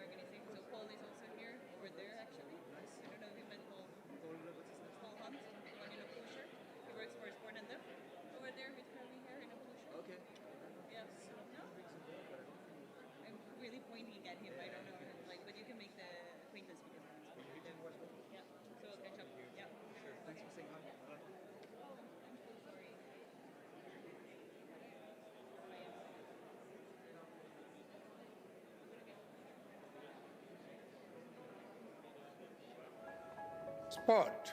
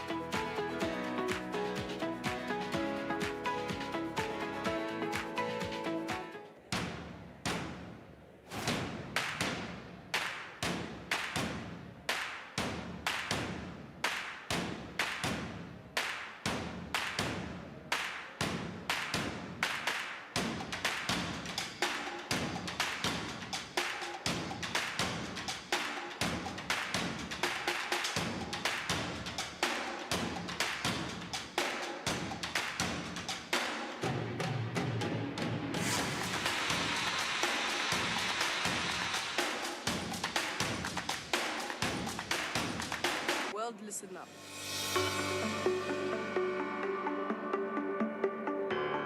December is the 75th anniversary of the Universal Declaration of human rights, such as right to life, freedom from slavery and forced labor. Racial equality ensures that people from all walks of life can compete fairly for the same opportunities. In a sports context, human rights provide an infrastructure to ensure that not only does global sport no longer contribute to harm, but hopefully can become a vehicle to promote the rights of people and the planet. Todos tenemos derecho a una nueva oportunidad, como la que yo mismo tuve al poder ser miembro del equipo olímpico de refugiados que participó en los Juegos Olímpicos de Tokio 2020. Human rights are put out there to ensure that every human being gets to live a life worth living. I believe in equal opportunities in education because if we people with ID study together in a mainstream school, we can get acceptance and included in the mainstream society. Human rights ensure that people have the basic needs met. You know, that's access to water, shelter, food, medicine. We want that for everyone. It's something that many of us take for granted. Unfortunately, there are still many places in the world where basic human rights aren't really recognized. There are so many issues that are affecting so many of us that we need to learn about, to educate ourselves and to figure out the things that we can do to help out. My name is Craig Foster. I'm Michelle Masifako-Mohamed. My name's Topsy Ojo. My name is Jessica Mendieta. My name is Ruth Mandumba. My name is Jasmine Shri. Soy Edric Sela. My name is Marcus Daniel. My name is Desiree Henry. I sign for Team Human Rights. For freedom, Equality, and justice for all.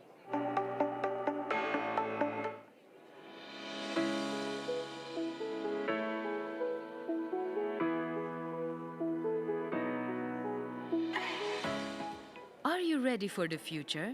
It is time to look at the most pressing issues of our time and their implications for our journey ahead.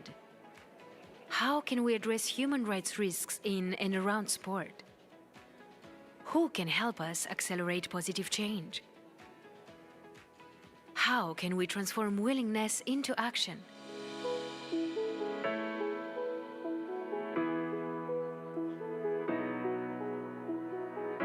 Join us at the Sporting Chance Forum and let's co-create the future of responsible sport.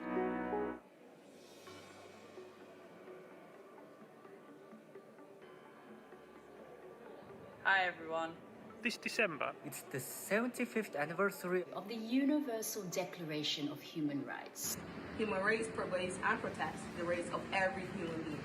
It's an important declaration for people with intellectual disability around the world. 75 years may seem like a long time ago, but we must remain vigilant and not take our human rights for granted.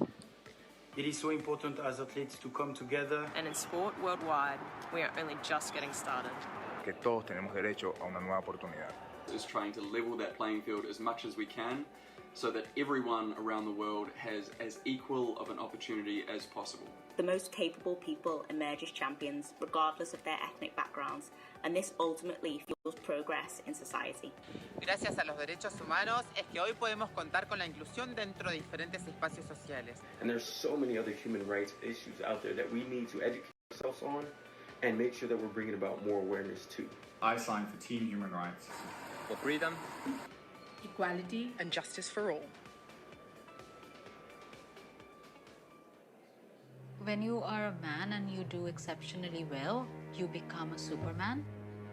When you are a woman and you do exceptionally well, you must be a man. Some bodies are marked. We have more now on a controversy that has erupted, whether one of the runners should be in the men's or women's race. The gender that goes unmarked is male. With that comes rumors. I heard one that you were born a man. Women are marked as all the ways in which they are different. There is a need for a gender verification, which is a long, complicated scientific process. They want to destroy her championship by actually calling her what she's not. The world is afraid of black female champions. Because a high level of racism comes in. This history of scrutiny of women's bodies have been created through decades. So they ask the athletes to parade nude. The women athletes. The women athletes, not the men athletes. Who made them the gods that decide who can be a woman and who can't? they have taken initiative to do surgery on women. Asking those athletes to reduce their testosterone level to create a more level playing field. It is hate-mongering and manipulation of the worst kind. When I was in that bed, I didn't know what came out. I had guys under my belly. I was asking myself, what's going on? It's the worst kind of human rights violation in sports. Now the fastest woman in India is going to take gold. Some of our competitors have complained that Duty ran like a boy. Case के बारे में तो इतना जानकारी नहीं था हमारे पास में, और मैं भी खुद को प्रूव कर सकता हूँ कि मैं एक लड़की हूँ करके, तो इसलिए मैं केस अपील किया. To us, this looked like a case where there was a violation of human rights. This is not just about Caster. This is about all the athletes you've never heard of. Evangeline, she was outed. You know, it was like a scandal. I was even to do a suicide. I'm not going to take medication because I'm not sick.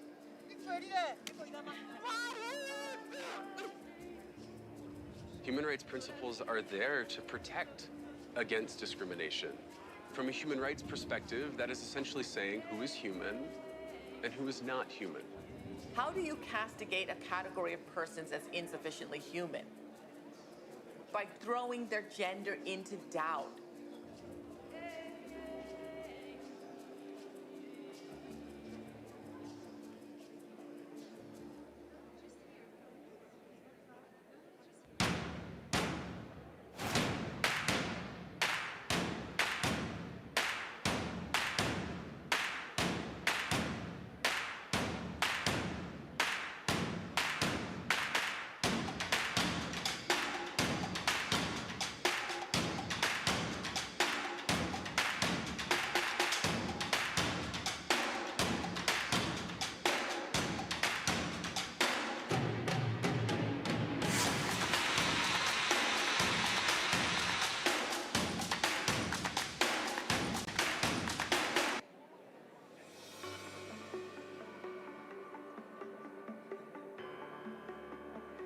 It is essential that the protection and support of human rights are embedded within the governance and operations of sports. Across all sports, athletes, particularly in the women's game, face an extreme power imbalance, and this can leave them vulnerable to situations of workplace abuse, harassment, and discrimination.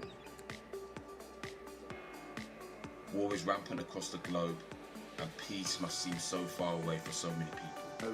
When we see some people that need to flee their countries under the most dreadful of circumstances, we should remember that and support them to access human rights wherever they go. It is our job and our responsibility to uphold those rights and to welcome those people fleeing. Klimaforandringerne truer netop liv, frihed og personlig sikkerhed for millioner af mennesker verden over. We all have a role to play in this shared commitment of securing a livable planet and the human rights. And I sign for the human rights team.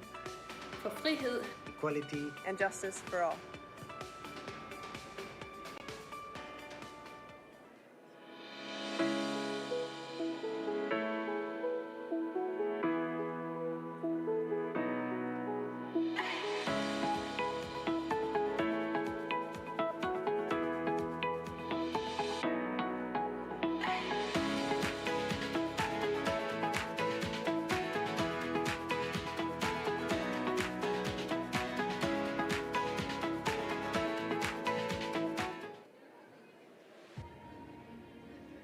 Human rights volunteers has been a really important addition for us to the human rights work we do here around the World Cup in Qatar.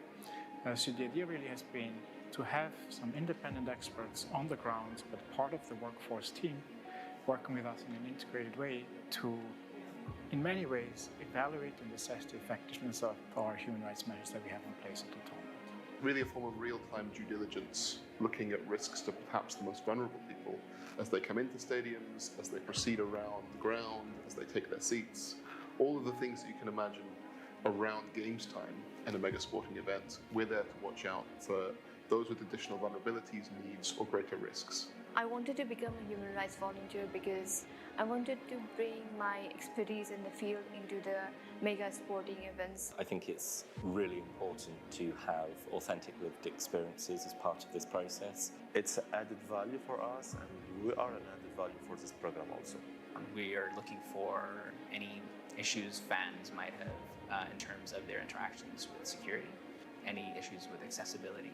We're observing what's happening in the stadium, like from discrimination.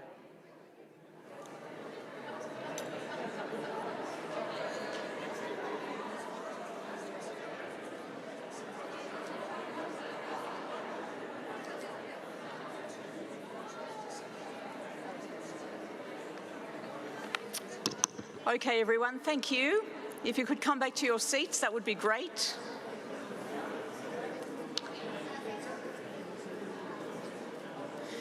There are two components that we have remaining this afternoon. Both of them promise to be very special. Thank you. So to start our final block and the two panel sessions right now, we'd like to welcome our panel for the transformative future of women's sport, embracing intersectionality and solidarity in policies and practices. To moderate, would you please make welcome the Research Director for Global Observatory for Gender Equality and Sport, Lombe Mwambwa.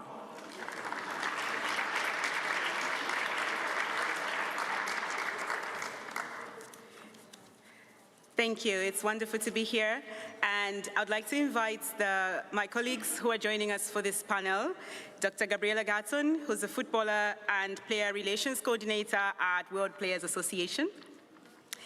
I'd also invite Khalida Popal, who's a footballer and human rights defender and director of Girl Power Organization. And lastly, but of course not the least, Natalie Washington, who's a footballer and an activist and is the campaign lead for the Football versus Transphobia campaign.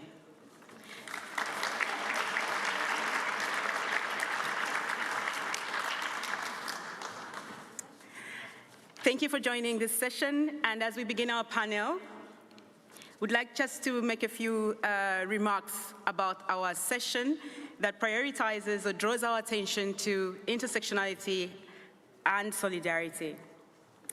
The activist Audre Lorde reminds us that there is no such thing as a single-issue struggle because we do not live single-issue lives. For all of us who care about gender equality, women's and girls' rights, we see how the policy actions and decisions that result in underfunding of public services, including transport, schools, and how this impacts access to education and physical education and sport. We see that if we do not address maternity rights and services, that this impacts women and it connects to their rights related to work and livelihood opportunities, including in sport. We also see how actions of decision makers and leaders and day-to-day individuals and their inactions in ongoing climate crisis and war create conditions that disrupt life and therefore sport. Therefore, acknowledging the Universal Declaration of Human Rights, if we want to consider the full participation and flourishing of all girls and women in all their diversity and their participation in sport everywhere, we should take an intersectional approach to our understanding of what the issues and solutions are, and that we must work together to address them.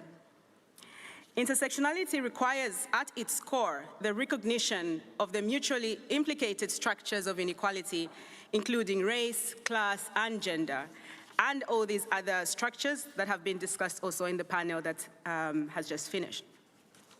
On solidarity, in my language, we have a saying, Twende babili temwenso. It means we journey or move with others, not because we are cowards, but because it is helpful, it's efficient, and it is wholesome. Solidarity is a core tenet of movements for change across any sector, and it requires us to see both the distinctions and the interconnections between the needs of women and girls in all their diversity. Kegura Macharia, a scholar in Kenya, urges us that working across difference is an ongoing principle that pursues shared liberatory goals without presuming a shared identity, and also it requires collisions within and across boundaries, whether they be national or other categories, and that we need to pay attention to the most vulnerable populations. Therefore, the task for all of us is to act across these differences, whether they be religion, political agendas, structures of exclusion and segmentation.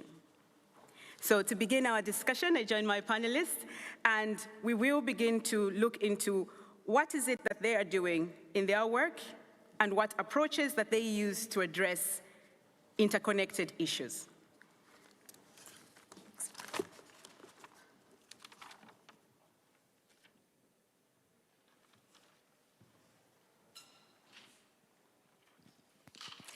I will begin with you, Natalie. Please share with us the work that you are doing and how you address interconnected issues.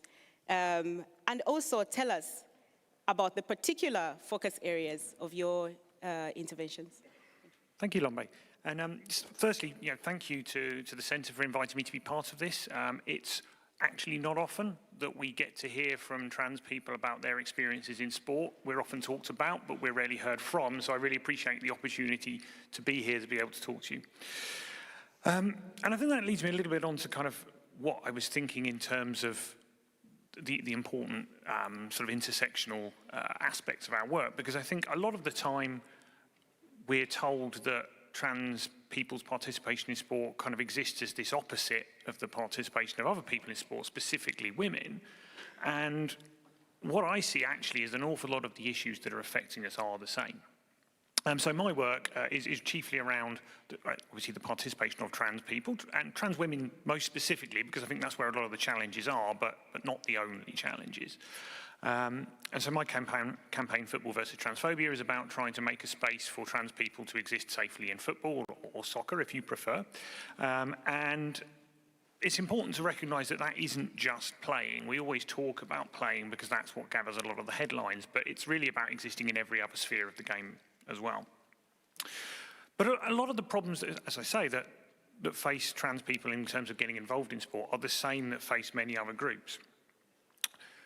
First and most obviously, it's assaults on our bodily autonomy and rules which mean that we have to change our bodies in ways that we may or may not be comfortable with, and we may or may not even fully understand in some respects, in order to participate in sport in the ways that we feel comfortable participating. And that's an experience that is shared by a lot of other groups, most specifically, of course, athletes and indeed women athletes with variations in sex characteristics.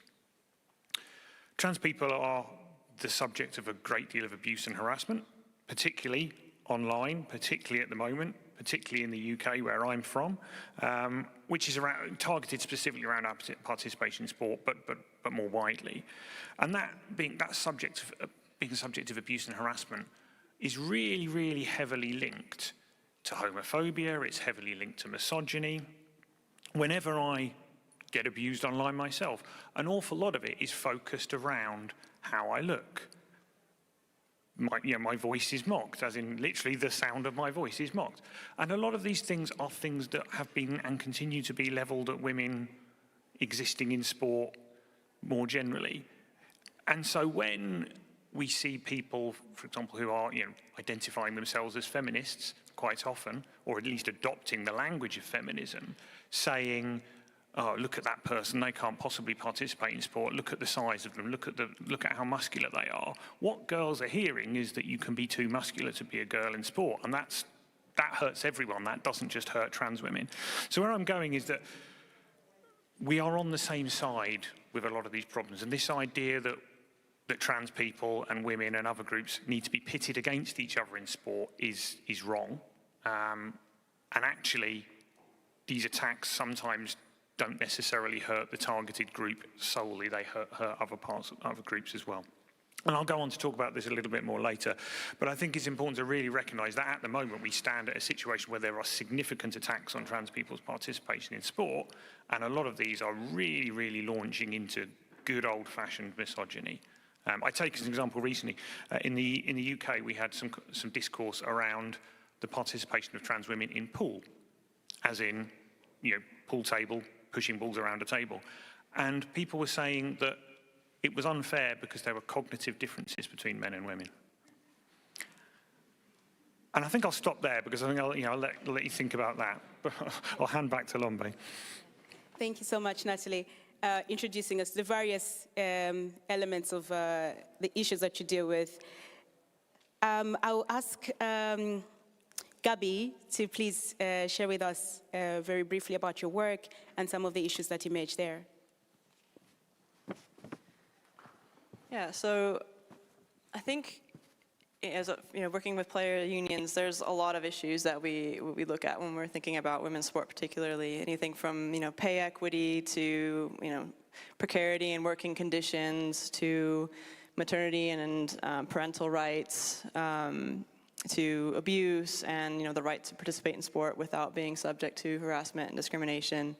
But fundamentally, I think the right that's behind our ability to fight or to fight for all of these issues is the right to organize and the right to collectively bargain. And it's really been interesting to see how on the global stage, the nations and the teams and the leagues that have really made progress in all of these areas are where athletes are organized and they have been able to negotiate around these things as a collective. If you look at the the U.S. women's national team, achieving equal pay, that wouldn't have been. I don't think that would have been possible if the team hadn't been organized and pushing together as a collective. The Australian cricketers were mentioned earlier this morning. I think they've managed some landmark gains, both in being probably the best paid female athletes in Australia and potentially even around the world. Having probably one of the best maternity policies in sport and maybe even in other sectors as well. And these are all things I think that are interesting in that, if you look at, for example, maternity rights, it probably affects actually a relatively small percentage of players. I'll include myself. I recently became a mother and it did affect my sporting career. But I think what being part of a collective and being part of a union offers is that, we fight for everyone. When you are part of a union that is, truly representative of the playing group, as, many of our affiliates are. You look at the, Women's National Basketball Players Association, in their support of their players and their fight for social justice in the U.S. You can look at, again, going back to the Australian Players Associations and looking at the Matildas and their fight for pay equity, which they were able to win over a process of about 4 to 8 years of pushing together as a collective. But I think the key is that player associations often we see the biggest names in sport pushing for a lot of change, but in reality I think player associations represent the ones who might not have that luxury of speaking out. That player associations offer you the opportunity to, protect yourself as part of a collective. And because at the end of the day, the minimum standards aren't for the best players, they're for everybody. So I think that's one thing I've really appreciated of, being part of the Player Association movement and seeing, as it continues to grow and as women are, continue to be incorporated and empowered through that movement. I hope that, players in beyond Australia and the US and Europe are able to, reap the benefits of forming parts of player associations and unions. Yeah. Thank you, Gabi. We see how organizing formalized structures like unions and associations are important to taking action on various causes. I'll come to you, Khalidia, to please tell us about your work and some of the issues that you are addressing through your actions. Thank you so much, first of all, for having me here. It's such an honor to be here. Through Girl Power, we organize sport and education opportunities for women and girls, mainly ethnic minorities in Europe, but also now we are international around the world, creating opportunities for building bridges between divided sectors, in between especially organized and sport and grassroots sports, because there is still a lot of challenges, lack of opportunities that ethnic minorities are facing, unequal discrimination based on gender, discrimination based on the look and belief, barriers to access in sport and opportunities in different communities. So what we are trying to do is to work together with organized sports, with local governments, with community leaders, to address the challenges through advocacy, advocating for inclusive policies, advocating for women's rights as a human right. That's what we are trying to create opportunities. Unfortunately, with all the challenges that's happening around the world, from COVID to the war to climate challenges, there are more and more people, or especially vulnerable people, are being faced with these challenges, and there is a lot of dropouts from sport, and especially when it comes to refugees and ethnic minorities. All the refugees are not lucky refugees as Ukrainian refugees, so there is a need for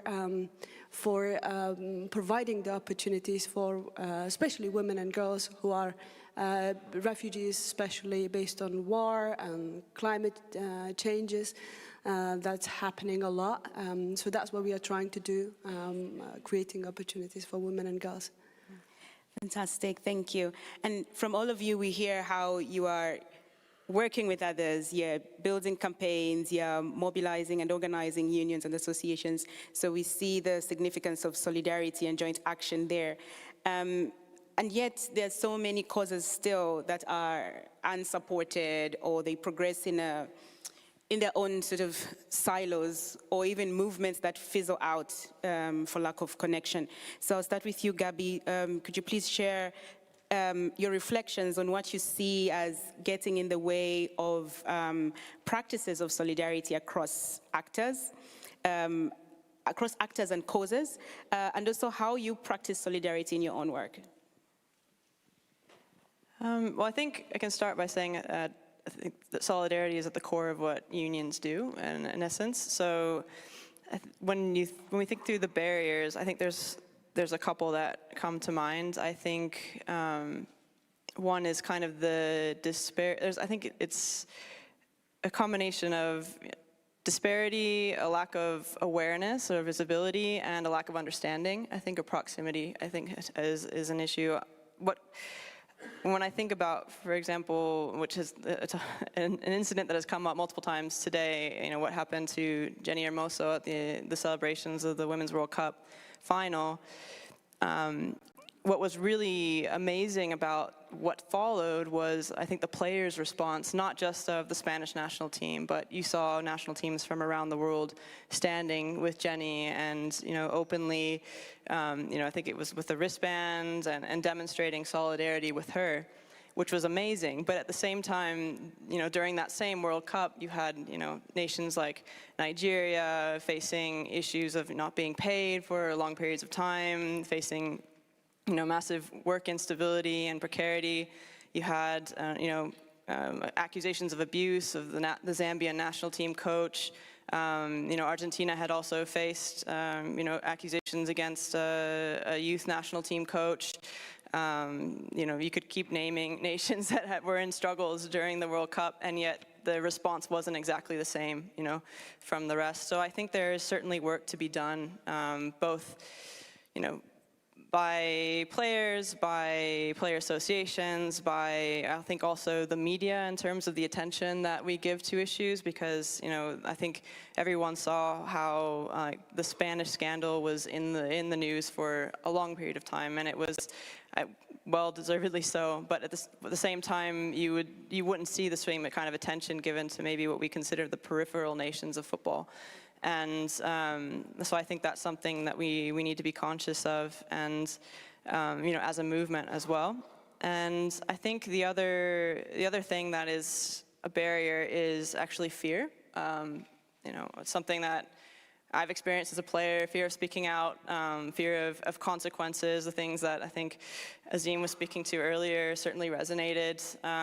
You know, I know many players who have, you know, lost their international careers principally because they've spoken out against their federation or, you know, been quite critical of, you know, of injustices. And, you know, the reality is in a lot of countries, we don't have, you know, institutions like the PFA in Australia who have really been able to back their players, who have been able to speak out and, you know, have, you know, put, you know, things in motion to support players who are coming forward with complaints of abuse or experiences of abuse and helping them through that process.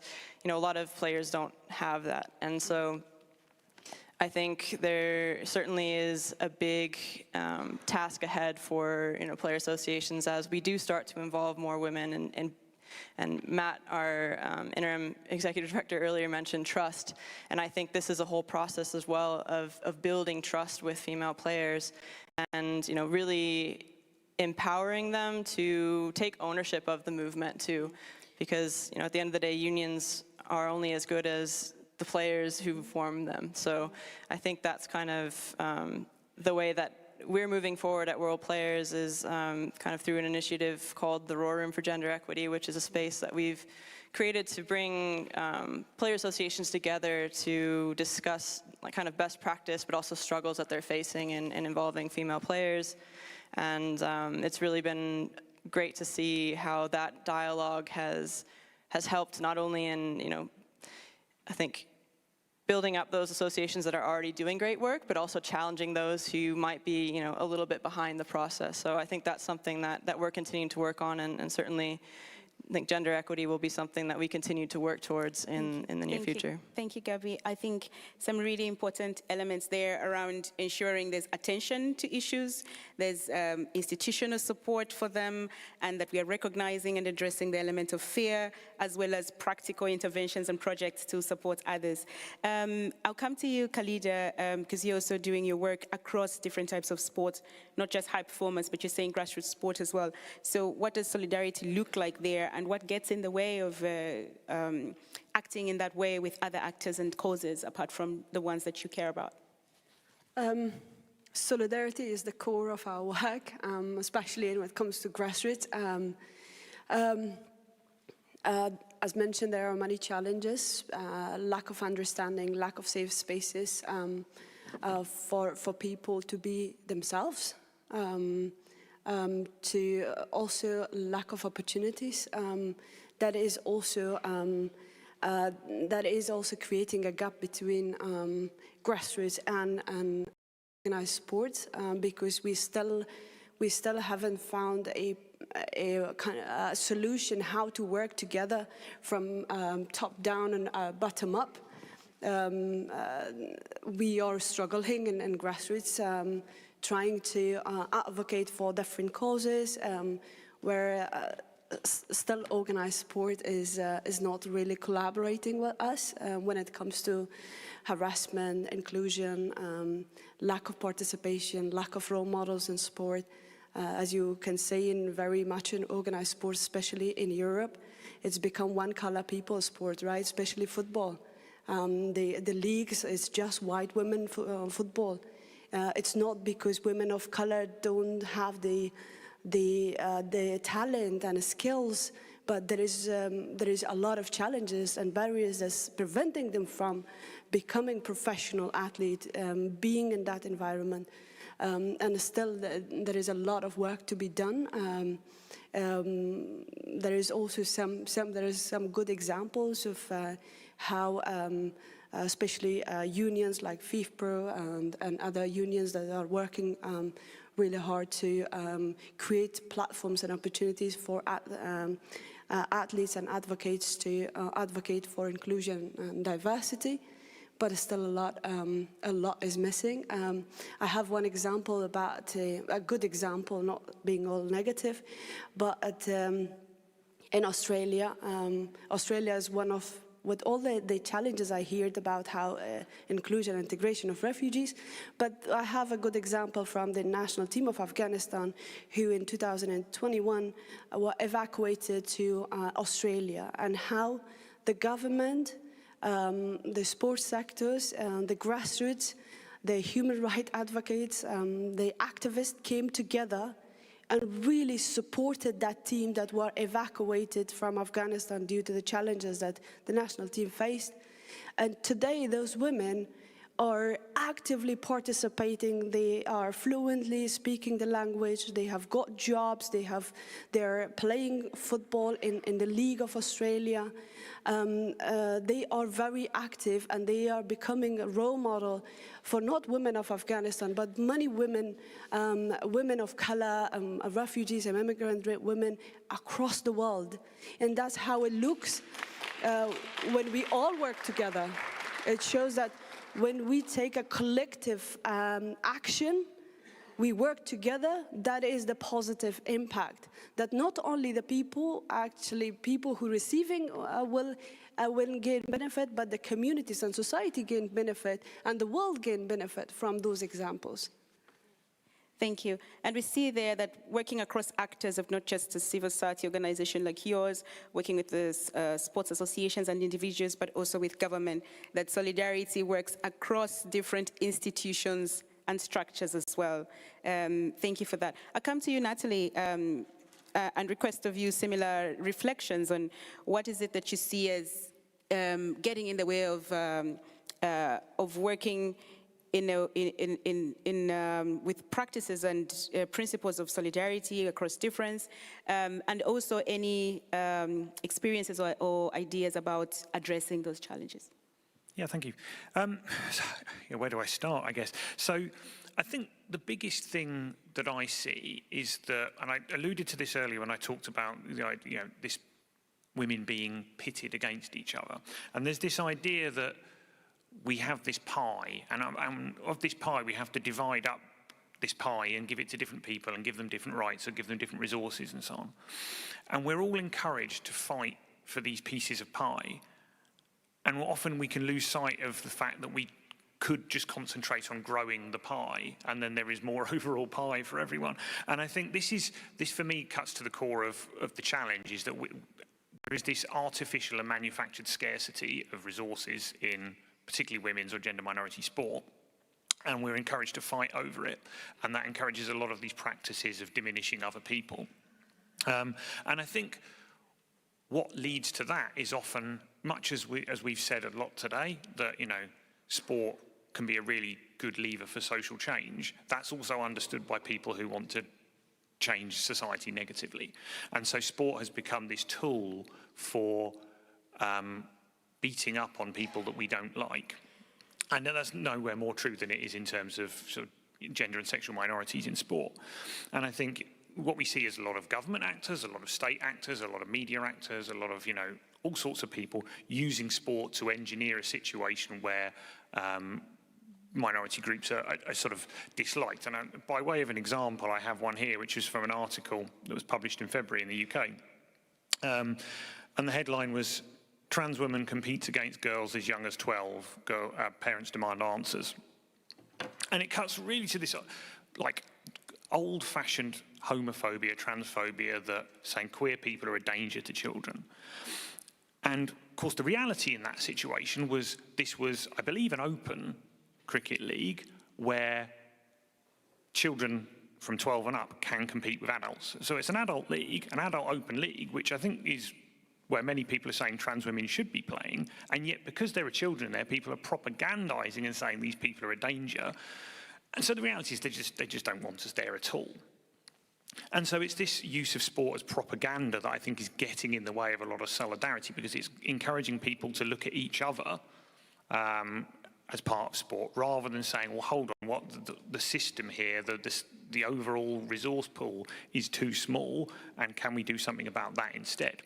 And I think when these problems arise, often sport just wants them to go away in the simplest and most public relations friendly way as possible. And so what that quite often means is we will exclude that group of people, or we won't invest in that group of people, because it's easier to do that than it is to say, well, actually, maybe we need to invest more overall in women's sport, in whatever section of sport we're talking about. Our panelists, the audience, have a couple of questions that they invite you to engage with as we continue to think about transforming sport for it to be more inclusive, and that we do this work of transforming sport in a way that is cooperative and supportive across different causes. So a couple of questions that we have that I'll ask you to address. So we've got a question about the regulations or practices from government to sports associations, and also the roles of athletes. So the first question is about the hijab ban in France, and how is it that we can make governments and sports institutions respect the rights of girls and women and create a safe environment free from discrimination?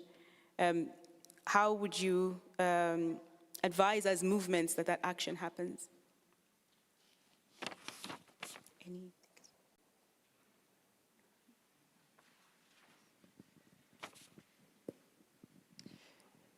I mean, I think that listening to the athletes is important here. I think, that ban impacts athletes primarily, and it also is essentially putting in place a structural barrier to, a lot of people's participation in already, largely marginalized group. So I think, it's hopefully something that athletes can rally around, but I think also that larger, civil society needs to be a part. I think there's certainly a space for public pressure, which was, I think came up in the leadership panel, but that importance of, not just leaving it up to the athletes to fight these battles, because again, they are typically the ones that are at the most risk. It's not exactly the same situation, but and I've heard from teammates in Argentina who are, facing, extreme situations of precarity, not getting paid, at risk of losing their housing, and, they're scared to say anything because basically the clubs say, well, if you guys speak up, we're just going to get rid of women's football. So I think that players in these sorts of situations might be in the same boat, but those of us who are in roles that can influence change, we need to do so, and not just put it off as like someone else's problem. And I think, again, from a player association perspective, that the power of the collective is among the collective of the athletes. But I think what Khalida was talking to is spot on. Like what was so powerful about the Afghan women's team coming to Melbourne was the way that so many of these different groups really rallied around them and enabled them to find their place in a new home and in a very difficult circumstance. And so I think that we're going to have to probably look for a similar type of solution to these issues. Thank you, Gabby. And actually that addresses a second question from the audience around ensuring athletes have voice and how they can be engaged. I'd like to invite our panelists to now offer some very brief remarks in closing. And if possible, could you give one concrete action that you could call actors to take across the sports ecosystem? What is one concrete action that you'd call on various actors to take? Shall we start with you, Khalida? Sure. This is for all of us, and including myself.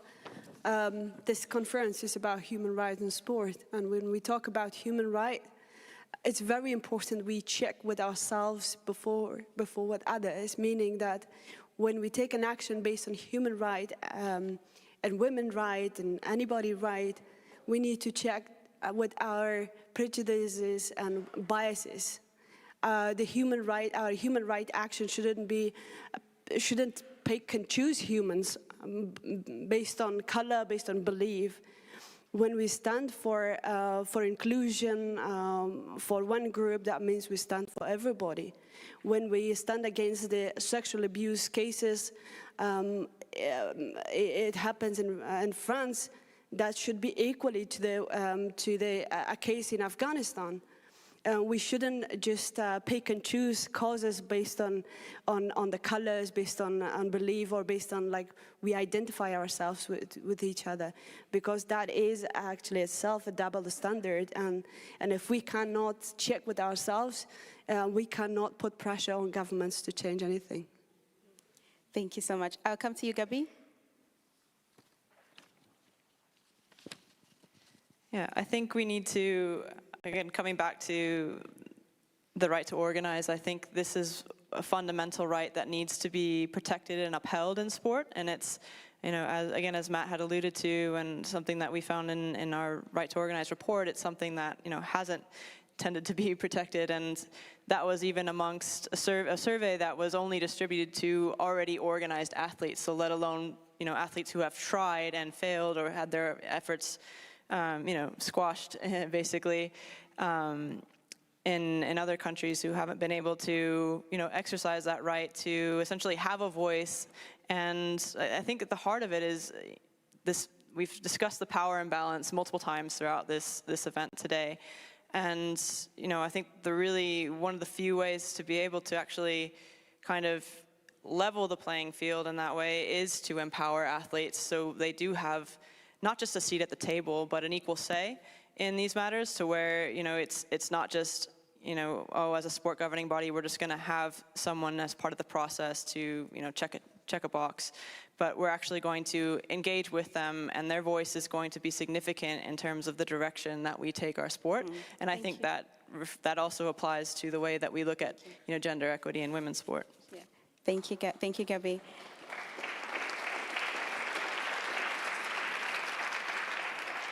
Oh, those are actions for all of us, so I hope we're taking notes. I'll come to you, Natalie, about what is it that we should do as various actors in order to create change and to create transformation? So I've been reflecting on a number of the things that we've heard throughout today, and a lot of it, in my day job, I talk a lot about inclusive leadership, and I often think about it in terms of, you know, a few aspects, which is truth, vulnerability, and bravery.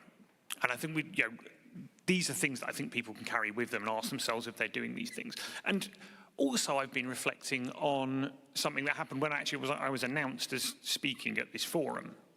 And obviously, posts go out on social media. And on one of the social networks, and you can probably imagine which one, when I was announced, there was a lot of noise. Yeah, there was over 100 angry responses. There was a load of quotes, very, very angry, because a trans person had been asked to speak. And I think at the time, I think it might have been the only trans person on the schedule, if you like. And what stuck in my mind was one of them took the sort of little picture, the announcement, with my face on it, which I thought was quite a decent picture. You know, I don't always have the greatest relationship with how I look, but I thought it was all right.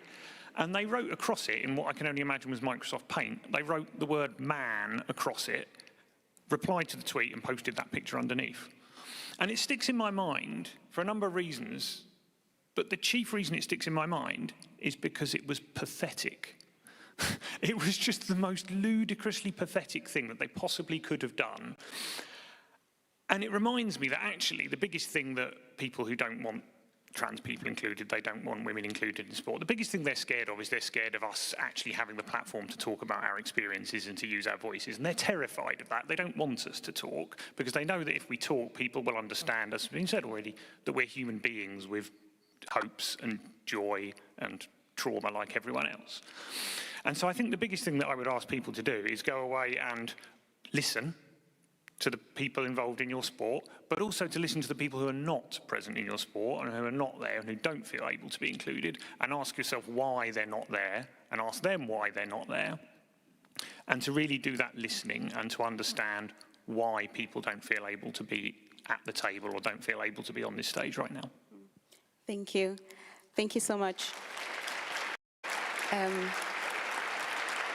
As we come to the close of this panel, we recognize the various questions in the Q&A, and we offer them for your reflection, dear panel, as these questions relate to are asking about the creation of separate categories for trans athletes, perceptions of threats to women's categories, and what is it that IFs can do, as well as other actors, what is it what we need to do about patriarchal systems, as well as any work we need to do around safeguarding as part of joint movements.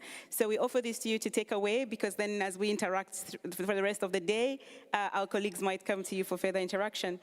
In closing from this session, some key points around transformation through intersectionality and solidarity, about making sure we protect and strengthen voices of various women and girls, such as athletes, activists, as well as other minoritized groups, that we are connecting the causes and actions, whether it's about reproductive justice, visibility, participation, or access to resources, and that also we are listening to groups and incorporating them across movements, underpaid athletes, women who wear hijab, mothers, migrants, all these other excluded groups that we need to listen to and think about, and that across policies, research, legislation, and all other interventions, that we are indeed taking an intersectional approach.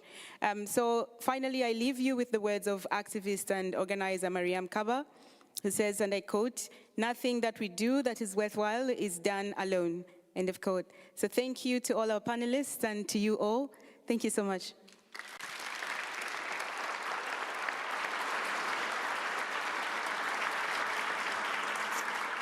Thank you, Lombe, for facilitating that panel. Thank you very much. We now move to a special guest panel called Game Changers, Landmark Cases Redefining Responsible Sport.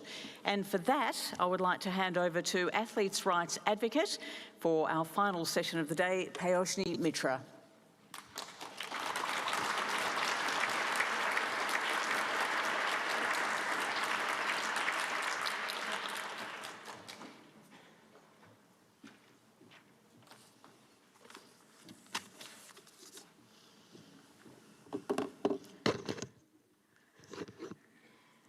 Good afternoon, everyone. Thank you so much, Tracy. This is such a great place to be in. And this opportunity, I'm really thankful to Center for Sport and Human Rights for that. At the end of the day, we're all tired. I am too, as you can see, so that I don't fall asleep. I have a glass of water. So I'll start with the story of a couple of athletes who are not here at this point, but I think you would love to know about them. Annette Negesa, an athlete from Uganda who was running around the time of 2010, 2011. She ran in the World Championships in Daegu in middle distance races. If some of you may know that in Daegu, they started taking blood samples for athlete biological passport. So they did for all athletes. In 2012, right before the London Olympics, Annette ran a race and came third in Europe, in Netherlands. Following that, an investigation began. She was asked not to compete anymore. So she was waiting to come to London. She couldn't. She was asked to come to France for a medical investigation. Very young at that time, about 18 or 19-year-old, alone in France. The language she didn't speak was French, of course. So she came and underwent certain very invasive, intrusive medical investigation, following which she undergoes a surgery. And in her words, she wasn't informed clearly that it was a surgery. Annette Negesa had high level of testosterone, and that was stipulated as by the hyperandrogenism regulations of the International Association of Athletics Federation, now called the World Athletics. Following this, she undergoes the surgery. She's never mentioned about the lifelong hormone therapy that she would need after the surgery, estrogen therapy for bone health. And she gradually disappears from the field. This is around 2012, 2013. In 2014, an Indian athlete, Dutee Chand, was banned for the same reason, the hyperandrogenism regulations of the World Athletics, then the IAAF, by the Athletics Federation of India. But for Chand, it was very different. There were people at that time around her, including myself, who came in support. I started to speak with the Indian government, and internationally, some of my allies, like Professor Bruce Kidd from Canada, Dr. Katrina Karkazis in the US, also started speaking to the international community. We found the best of lawyers from Canada, one of whom is present here, Carlos Sayo there, and Jim Bunting, and we came to challenge Dutee Chand, a 19-year-old Indian athlete from a small village in Odisha, challenged the hyperandrogenism regulations of the World Athletics in 2014, came here for a hearing in 2015. It was an experience for me. I had a power of attorney in her case, and I was child-free then. I had no experience of dealing with teenagers, for sure. So I had to deal with her before a meeting when she would be busy playing video games on her phone, you know. And so those were the days. But, you know, to be fair, we came here, we fought, you know, we had the hearing, and surprisingly, we had a favorable judgment from Court of Arbitration for Sport, following which in Rio Olympics, many of you would know, there was no regulations whatsoever. For the first time, women's bodies were not policed. And when I say women, let's definitely remember that all women's bodies are scrutinized once you are competing. Whether you are on the field, off the field, your bodies are being policed. And we are not just talking about a group of women who might have high level of testosterone. So after Rio, where there were no regulations, in 2018, the new DSG regulations, well, not so new anymore because there is another set now. The second sort of kind of DSG regulations came, and after the hyperandrogenism regulations were banned by, were suspended by Court of Arbitration for Sport, this time it impacted only middle distance races, obviously targeting we all know who. And that's when we see, and of course from 2009, we have been seeing this person, Caster Semenya, South African champion, at the center of this debate. Caster came to CAS. We had an amazing sort of international team from South Africa, Patrick Brescher and Greg Knott, and the Canadian team of Dutee Chand joined forces in CAS by 2-1 majority. The DSG regulations were upheld. So, we also must remember that there were grave concerns that were expressed by the judges in that judgment. It was challenged at the Swiss Federal Tribunal, and it was upheld. The decision was upheld again. And then Caster Semenya, an athlete, went to the European Court of Human Rights, challenging these two decisions. Earlier this year, the court held that there had been a violation of the provision of discrimination taken together with the right to respect for private life, as well as a violation of the right to an effective remedy. The court found that the applicant had not been afforded sufficient institutional and procedural safeguards in Switzerland to allow her to have her complaints examined effectively, and that the domestic remedies available to the applicant could not be considered effective in the circumstances of the present case. Switzerland, some of you would know, has now gone back to the Grand Chamber. And so a hearing at the Grand Chamber is now pending. Now that's the chronology. But in conclusion, there's a few things I would like to say. Why did I talk about Dutee Chand and Annette Negessa's story, and also Caster Semenia's story? It's because we need to understand how differently athletes experienced the same set of regulations just because one of them was not supported at all at that time, had no allies. It was all done confidentially by the federation, and the other was supported. Both in Chand as well as Semenia's case, we see that they are much better supported than in case of Annette Negessa. And it made such a huge difference. The other crucial learning for me as an advocate in this issue is the alliances. You have to form alliances across all form of expertise, all form of, across the world. We did have, and that was crucial to this movement, where we didn't really have resources. The strength came from these alliances. At that time, when we were fighting Dutee Chand's case at CAS, and I remember asking Jim Bunting, the lead lawyer, at the end of the 4-day sort of hearing in Dutee's case, what do you think? And he said, we might be 10 years too early. And I've never forgotten that. We were not 10 years too early because we did get a favorable decision. And I think that's the belief that we need to get out of this entire sort of work. We cannot say that we are early. I knew Jim didn't believe really that it was early. He was setting my expectations just in case.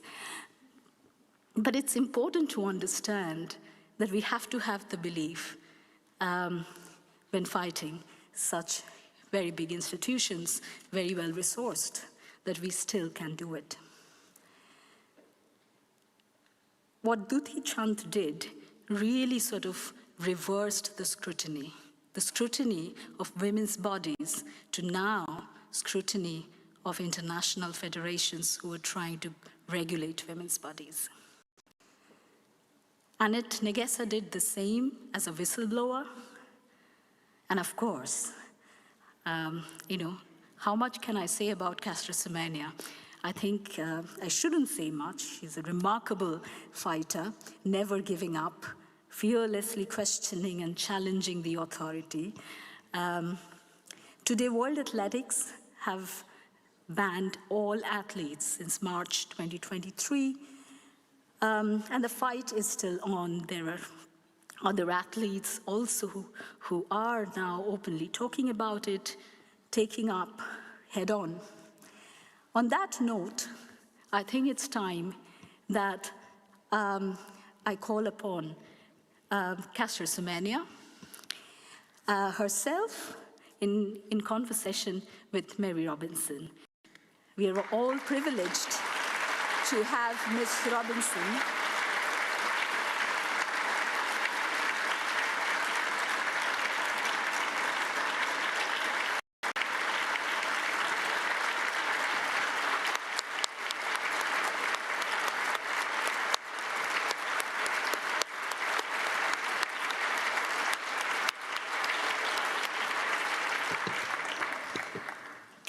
Well,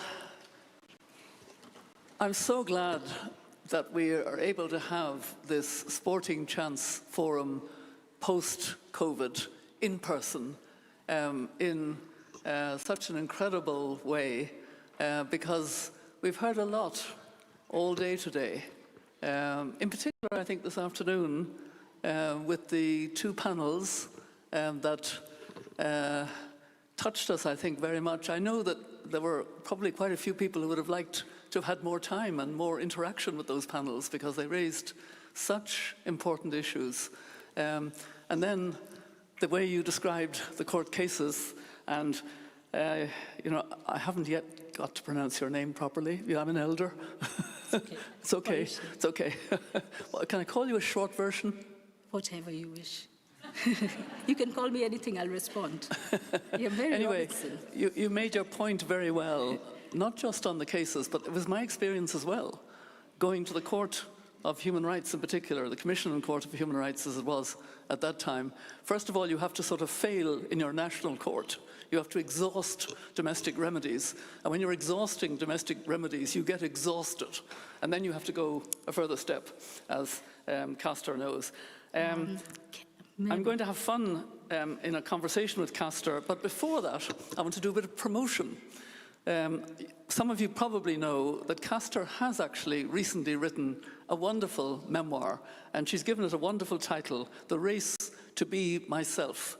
It's very moving. It's full of a lot of wisdom for somebody so young. I mean, you're very young to me, you know, Castor, to have this wisdom. And I want to talk a little bit, before I get into conversation with you, about... Sorry? We have a quick video. Oh, well, roll the video. Okay, thank you. Thank you. So there is this video that we want you to see. It's been created by Mata Production, completely pro bono, which we are very grateful for. And then we will move on to the discussion. Thank you so much. I wanted to introduce you, but I think, you know, the applause told me that I shouldn't. Thank you.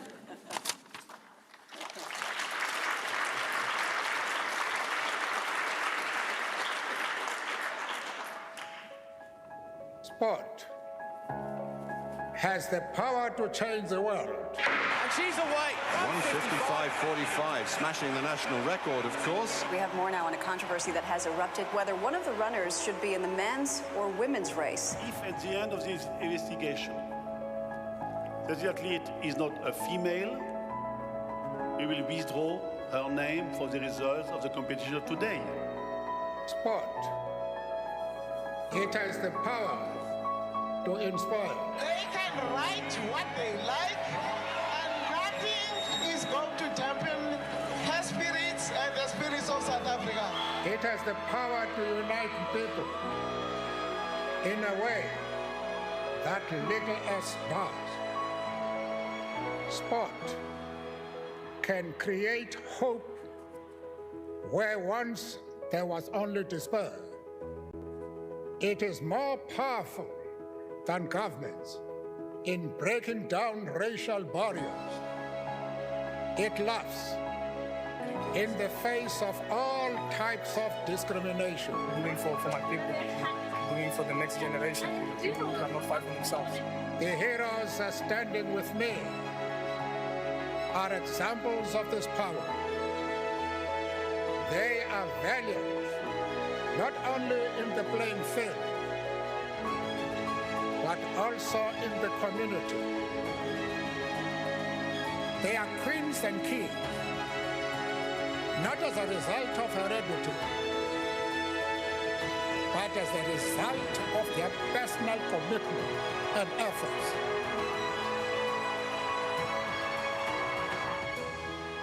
And for me, I would say, I've played my part, I've played my role as an athlete. Now it's my job to make sure that I fight for what is right.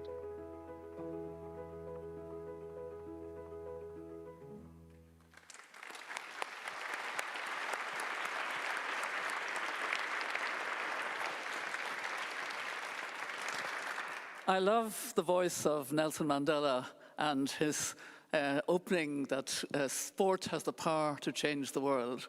And I just want to begin with my own very vivid memory, because it's very relevant to the 75th anniversary of the Universal Declaration of Human Rights.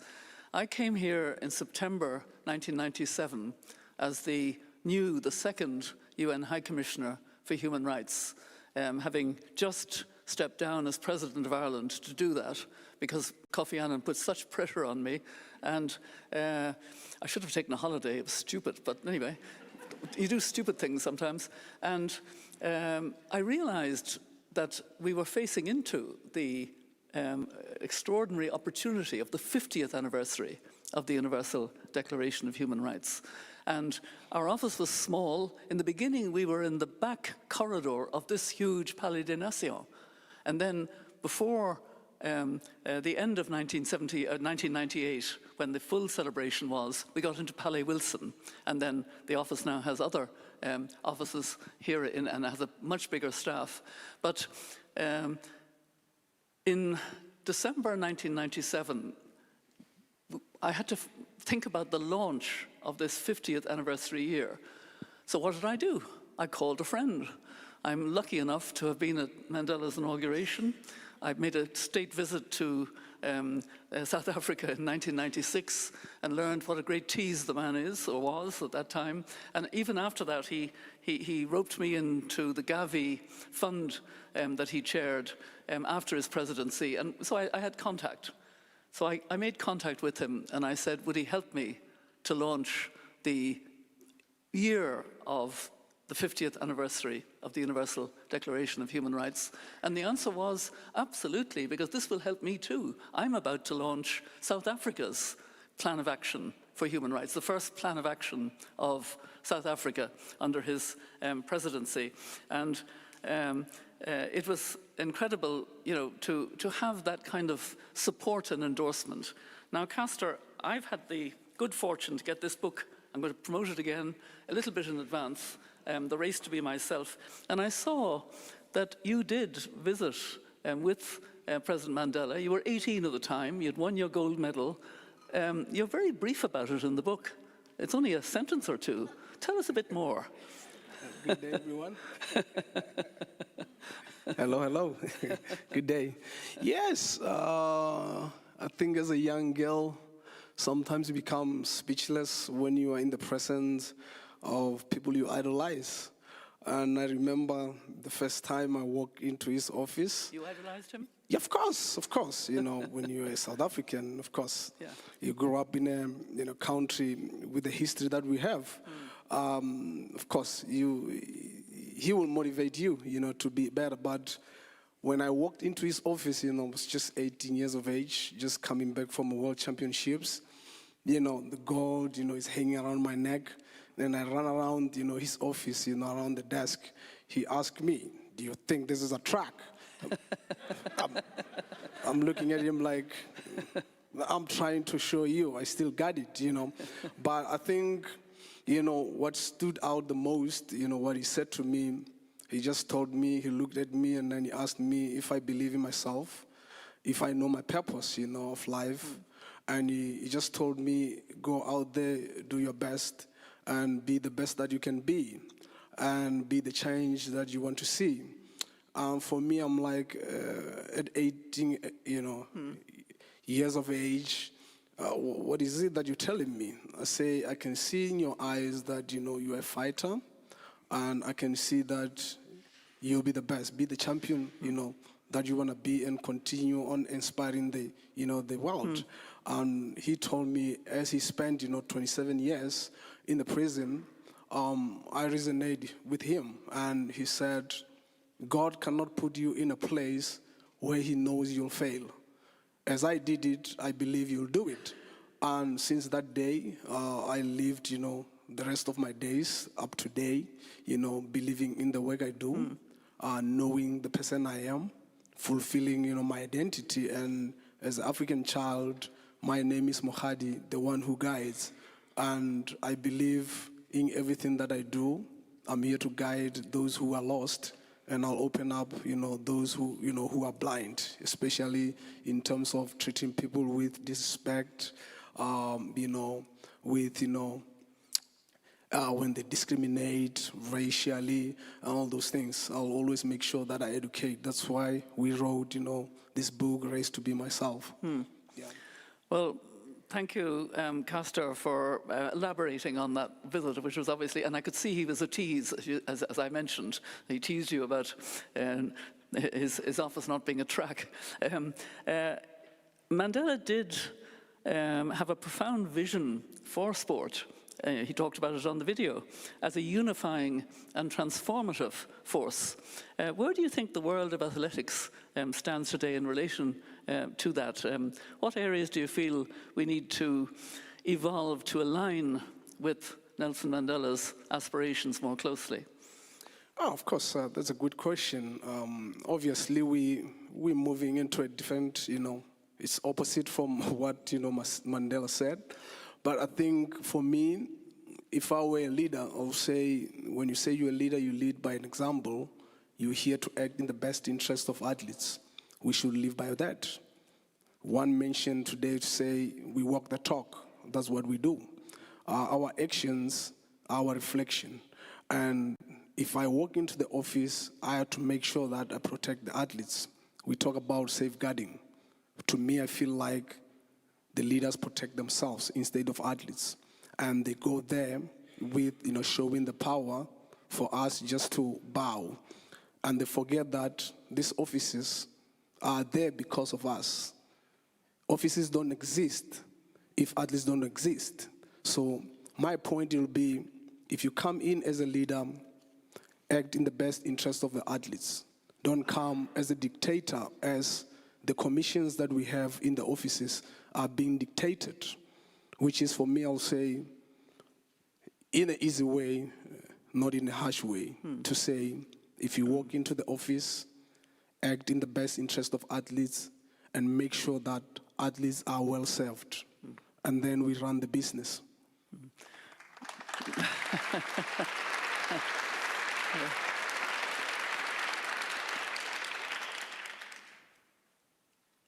Article 1 of the Universal Declaration of Human Rights talks about all human beings are born free and equal in dignity and rights.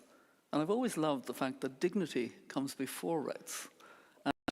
And, in your book, several times, you mention that you don't like bullies, that you stand up to bullies. I like that too, actually. It's my own mantra. I don't like bullies.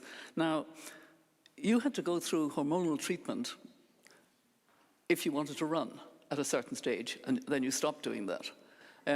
Tell us about standing up to bullies. Standing against bullies is just knowing yourself, protecting yourself. I always believe that when bullies come to me, I have to retaliate. You give me something, I give it back.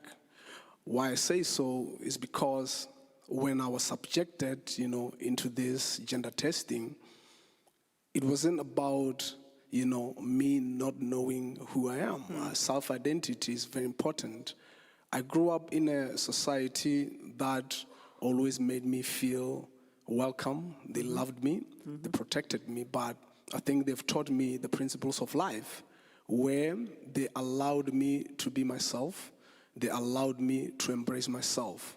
And so they prepared me to a point where when bullies comes, I make them feel like they don't exist. Why? Because I believed in myself. I was given assurance, I was given love, I was given care, So for me, it is always important to educate people about self-love, self-actualization, being able to manage yourself, control your emotions, know when to speak, know when to just pause. And for me, those are the fundamentals of life, where, Eliud Kipchoge says, set your priorities right, learn to say no, avoid complaining. And it comes with discipline, that's self-discipline. And he always says, the indisciplined ones are the ones who are imprisoned. Of course, those who are disciplined are free. And for me, I'll say, when someone comes, judge you, you need to look at yourself to say, do I love myself enough? Do you allow that? When you see and look at that mirror, are you happy with what you see? The definition of yourself, it comes with self-identity, knowing yourself. You see, I'm not talking about believing. I'm talking about you knowing yourself, knowing what you're about, knowing your end goals, knowing, living that vision, being yourself. For me, it's all about you allowing that relationship with yourself to make yourself happy. Because for me, I'm always happy with who I am. Yes, I may have a deep voice, I may be dressing more like a guy, but that does not define me. We always say, you do not, a book, we cannot judge a book by its cover. Our actions always has to speak louder than words. So for me, I'll always say, as an individual, love yourself, respect yourself, accept yourself for who you are. And how you treat yourself, that's how the society will treat you. Because if you're going to be your own enemy, it becomes a problem. So I'll just urge each and every individual who is here today to say, self-love is very important. Self-actualization is very important, because if you don't give yourself time to study yourself, you become your own enemy. And if you enjoy and embrace yourself and celebrate yourself, the world will join. That's what I can say.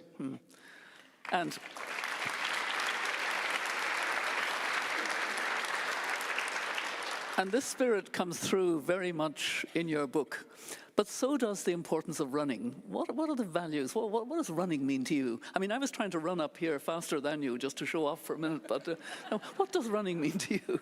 No, running to me is everything. Don't get me wrong. My first love was soccer. I played beautiful soccer. But running, when it came to me, I feel free. I forget about everything. I switch off. I be in my zone. I take full control of myself. I own myself. I decide. So for me, running is a healing process, because I always say it's not about how you start the race. It's about how you finish your race.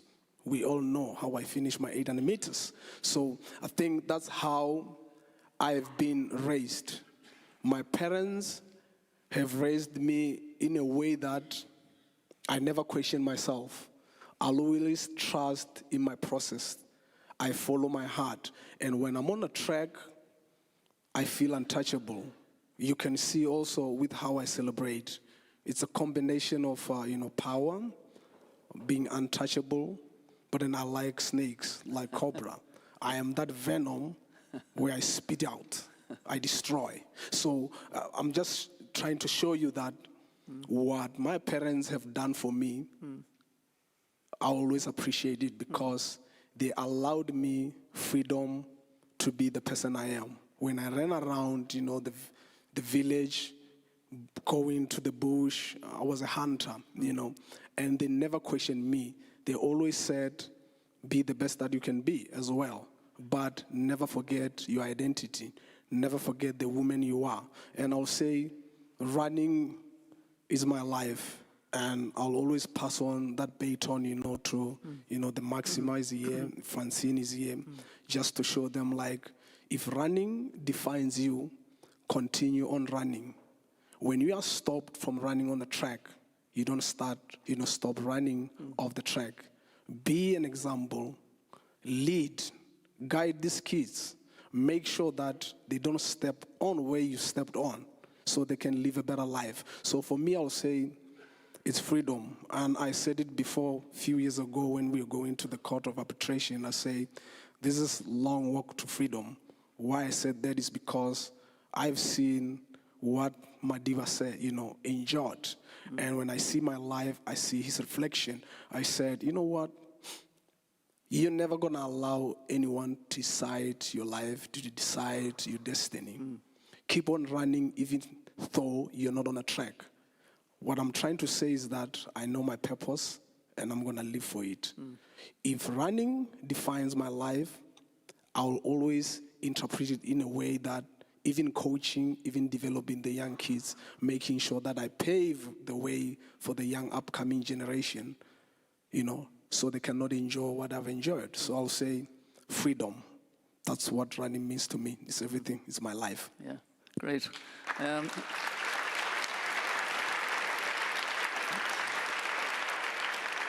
Unfortunately, and inevitably, we're running out of time, but I did want to pick up on something I heard on the panel just before on gender, that when women are different, and you are proudly a woman, but you also acknowledge you're different.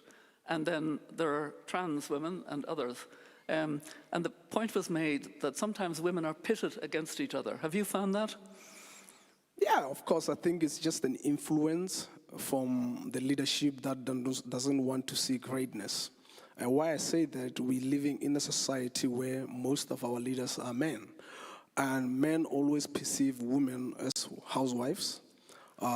Women are not enough. Why I say so is because years back, even when I was not born, women were not meant to do sports. But now that we're doing sports, we're doing great things, we become a threat. And when we become a threat, it comes this installation where leaders will install this hate speech or hate mentality to women to hate one another. And that's the part where we jump in to say, no, we cannot do that. You cannot teach women to hate women. You cannot teach women to discriminate against each other. You cannot teach women to segregate, women from women in sports. What I'm trying to say is that it's very important for leaders to understand that when it comes to policy making, it's not up to them to decide who belong into the sports.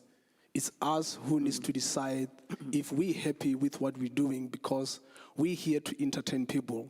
And if we're going to entertain people filling up the stadium, that's the main objective of life. There are people who are facing a lot of problems out there than worrying about it's necessary to discriminate women in sports. It's necessary to regulate women in sports. That's not really an important issue. The important issues are people are dying out there. People are hungry. We need to go out there, fix those problems than focusing on defining how women should look like, how women should dress. You get what I'm saying? The minute you start categorizing women's sports, you're touching us, and we come for you. I promise that as long as I live, I'm never going to stop. I'm going to be that whistle in your ear. Your ceilings will be written Caster Semenya. So...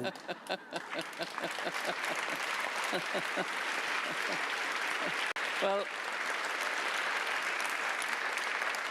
I'm going to pass over in one moment to Payushi Mitra, because I think she's going to ask each of us one last question. But could I just say, from the heart, as a lawyer who, for the first long number of years before I unexpectedly became President of Ireland, it wasn't my plan, I wasn't thinking about it. I was thinking of being a lawyer, taking the kind of cases that you've taken. You lost in the Court of Arbitration, you lost on appeal, and then you took it to the Court of Human Rights.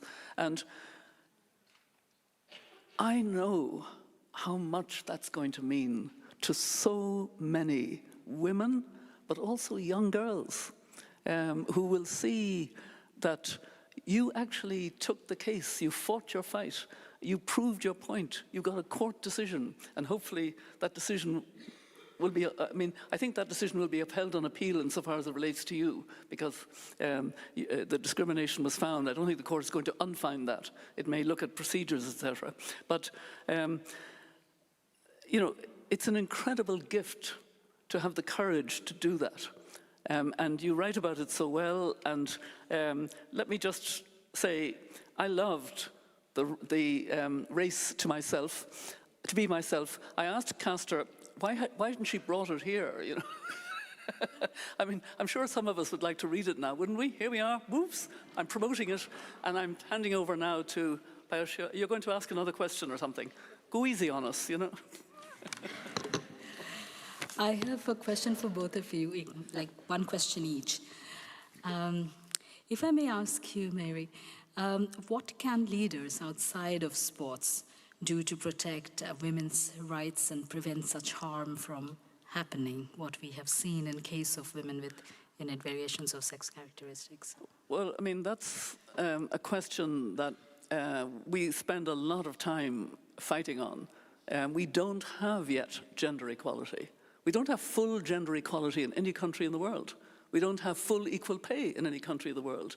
We still have many discriminations. We still absolutely underestimate sexual violence, especially sexual violence in conflict, but sexual violence generally. It's still a male-dominated patriarchal world.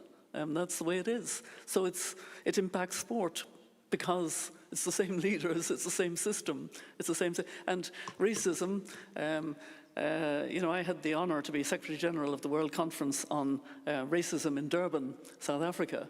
That was, to me, a great conference that actually succeeded. This was the third World Conference. The other two had failed. And we never got the proper recognition because the terrible attacks of 9/11 happened literally 3 days later. And it sort of wiped everything. And everybody remembered there'd been some anti-Semitism, which there had in the street, in some of the marching, and identifying what was happening in Palestine at the time with what had happened in South Africa, etc. And I was actually countering that as inappropriate to the conference and actually, trying to stop some very blatant anti-Semitism which grew out of that. But the fact that we got that program of action, declaration of program of action, was extraordinarily important and should have been built on 100%. And we kind of lost that opportunity. The Office of High Commissioner has continued, of High Commissioner for Human Rights, has continued to build on it, as best it can, but never with the full support. And that was a moment that should have changed things. And we actually didn't manage to do it. So we're still struggling on gender equality and on racism, as we heard on that wonderful panel earlier this afternoon. So that's a terribly long answer to your question, but I think we have a long way to go, but the point is, many, many of us, and look at you all gathered here because you're part of it, want to understand that in our troubled world, human rights are more important than ever, and human dignity. Dignity and rights. All human beings are born free and equal in dignity and rights. And dignity comes before rights, and I think we have to champion that in an extraordinary way in order to retrieve human rights from being too preachy and too narrow and too, telling people what to do, etc. Whereas if we link dignity and rights more, we get that rounded, deeper, holistic sense, very much on the side of those affected, very much from that perspective. And that's what human rights should be and needs to be. And that was a very long answer, sorry. Thank you.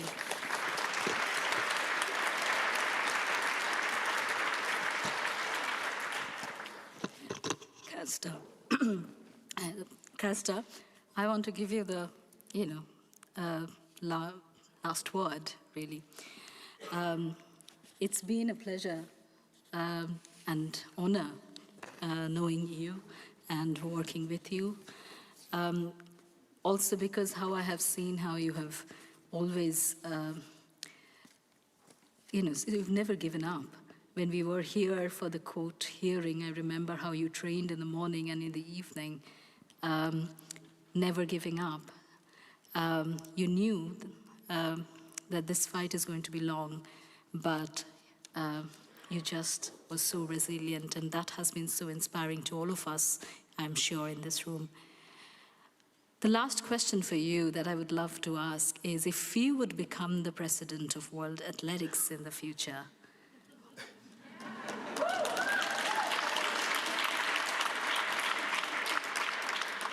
how differently would you govern your sport? A tough one. We're talking about World Athletics. I'll make this athletics world all about the world. I will not, segregate people. I will not judge people. I will not criticize them. I will allow my people as I lead, because you are a leader because of people. I will allow them to govern, to guide me on how to lead them. That's how I'll run the office, because I believe the best office, comes from your people. People guide you to lead them. You lead them how they want to be happy. So for me, if I were to be a leader, I'll be that leader because I'm coming from a country that has endured oppression, discrimination, racism, we name it all.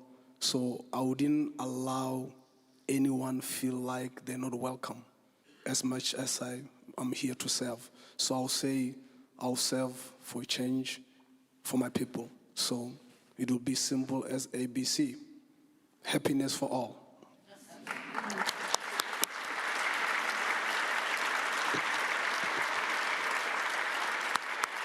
Thank you so much.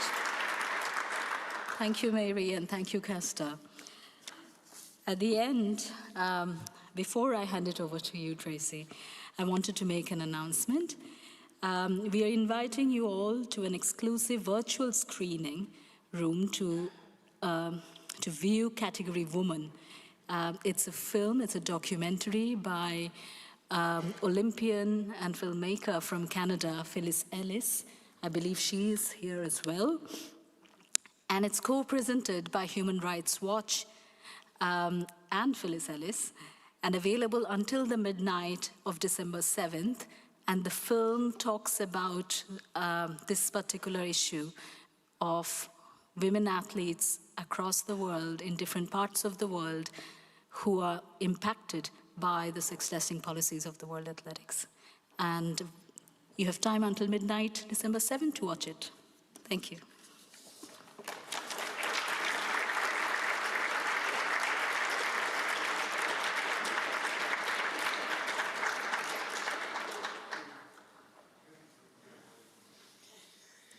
Peyushni, thank you very much. And of course, thank you to our champions, Mary Robinson and Caster Semenya. One other round of applause for them, please.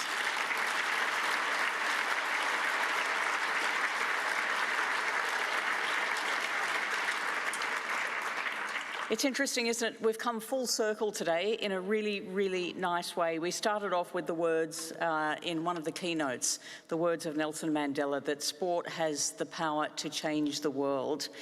But that led to questions also of power and leadership and culture change that is much needed in much of sport right around the world. And the fact that voluntary policies that organisations can opt into or out of with no consequence is meaningless, and in the end changes nothing. We then move to the ESG world, environmental, social and governance world, where we learnt again and again we should think about this message almost every day. It's about people. So you can have all the policies you like in the world, but if it's not impacting your people positively, then they also are worthless. To truth, justice, repair and reconciliation, we heard that stories of the time still remain, unfortunately, stories of this time. We shouldn't need another policy to tell us how to treat each other as equal human beings. We can't listen to respond, we have to listen to understand. The transformative future of women's sport issued us with a warning. Guard against sport being used as a tool to respond to manufactured crises, and we see plenty of those around the world almost on a daily basis. And then to our game changers. Again, we heard the words of Nelson Mandela. Sport truly does have the power to change the world, and it's in the hands of every single one of us in this room and those that are joining us online today. And if you don't want to listen to the words of Nelson Mandela, be warned, because Caster Semenya is coming for you. So before we close, I do want to acknowledge that we have covered a number of important and challenging topics today, and of course know that you are in a room of people that care for you. And if you need support, reach out. There are also contacts in your information pack should you need to speak to anybody or make a report on some other issue. But we want to hear, more importantly, your reflections on today. So please contact the Centre either through the LinkedIn group page that has been set up for everyone here or through the Centre website itself. For now though, our hosts cordially invite you to a reception in the Serpent Bar downstairs, which begins right away. But before you go, that's just day one. I hope you will all be back here tomorrow for day 2, and we're going to begin promptly at 8:45. Thanks very much for your attention today.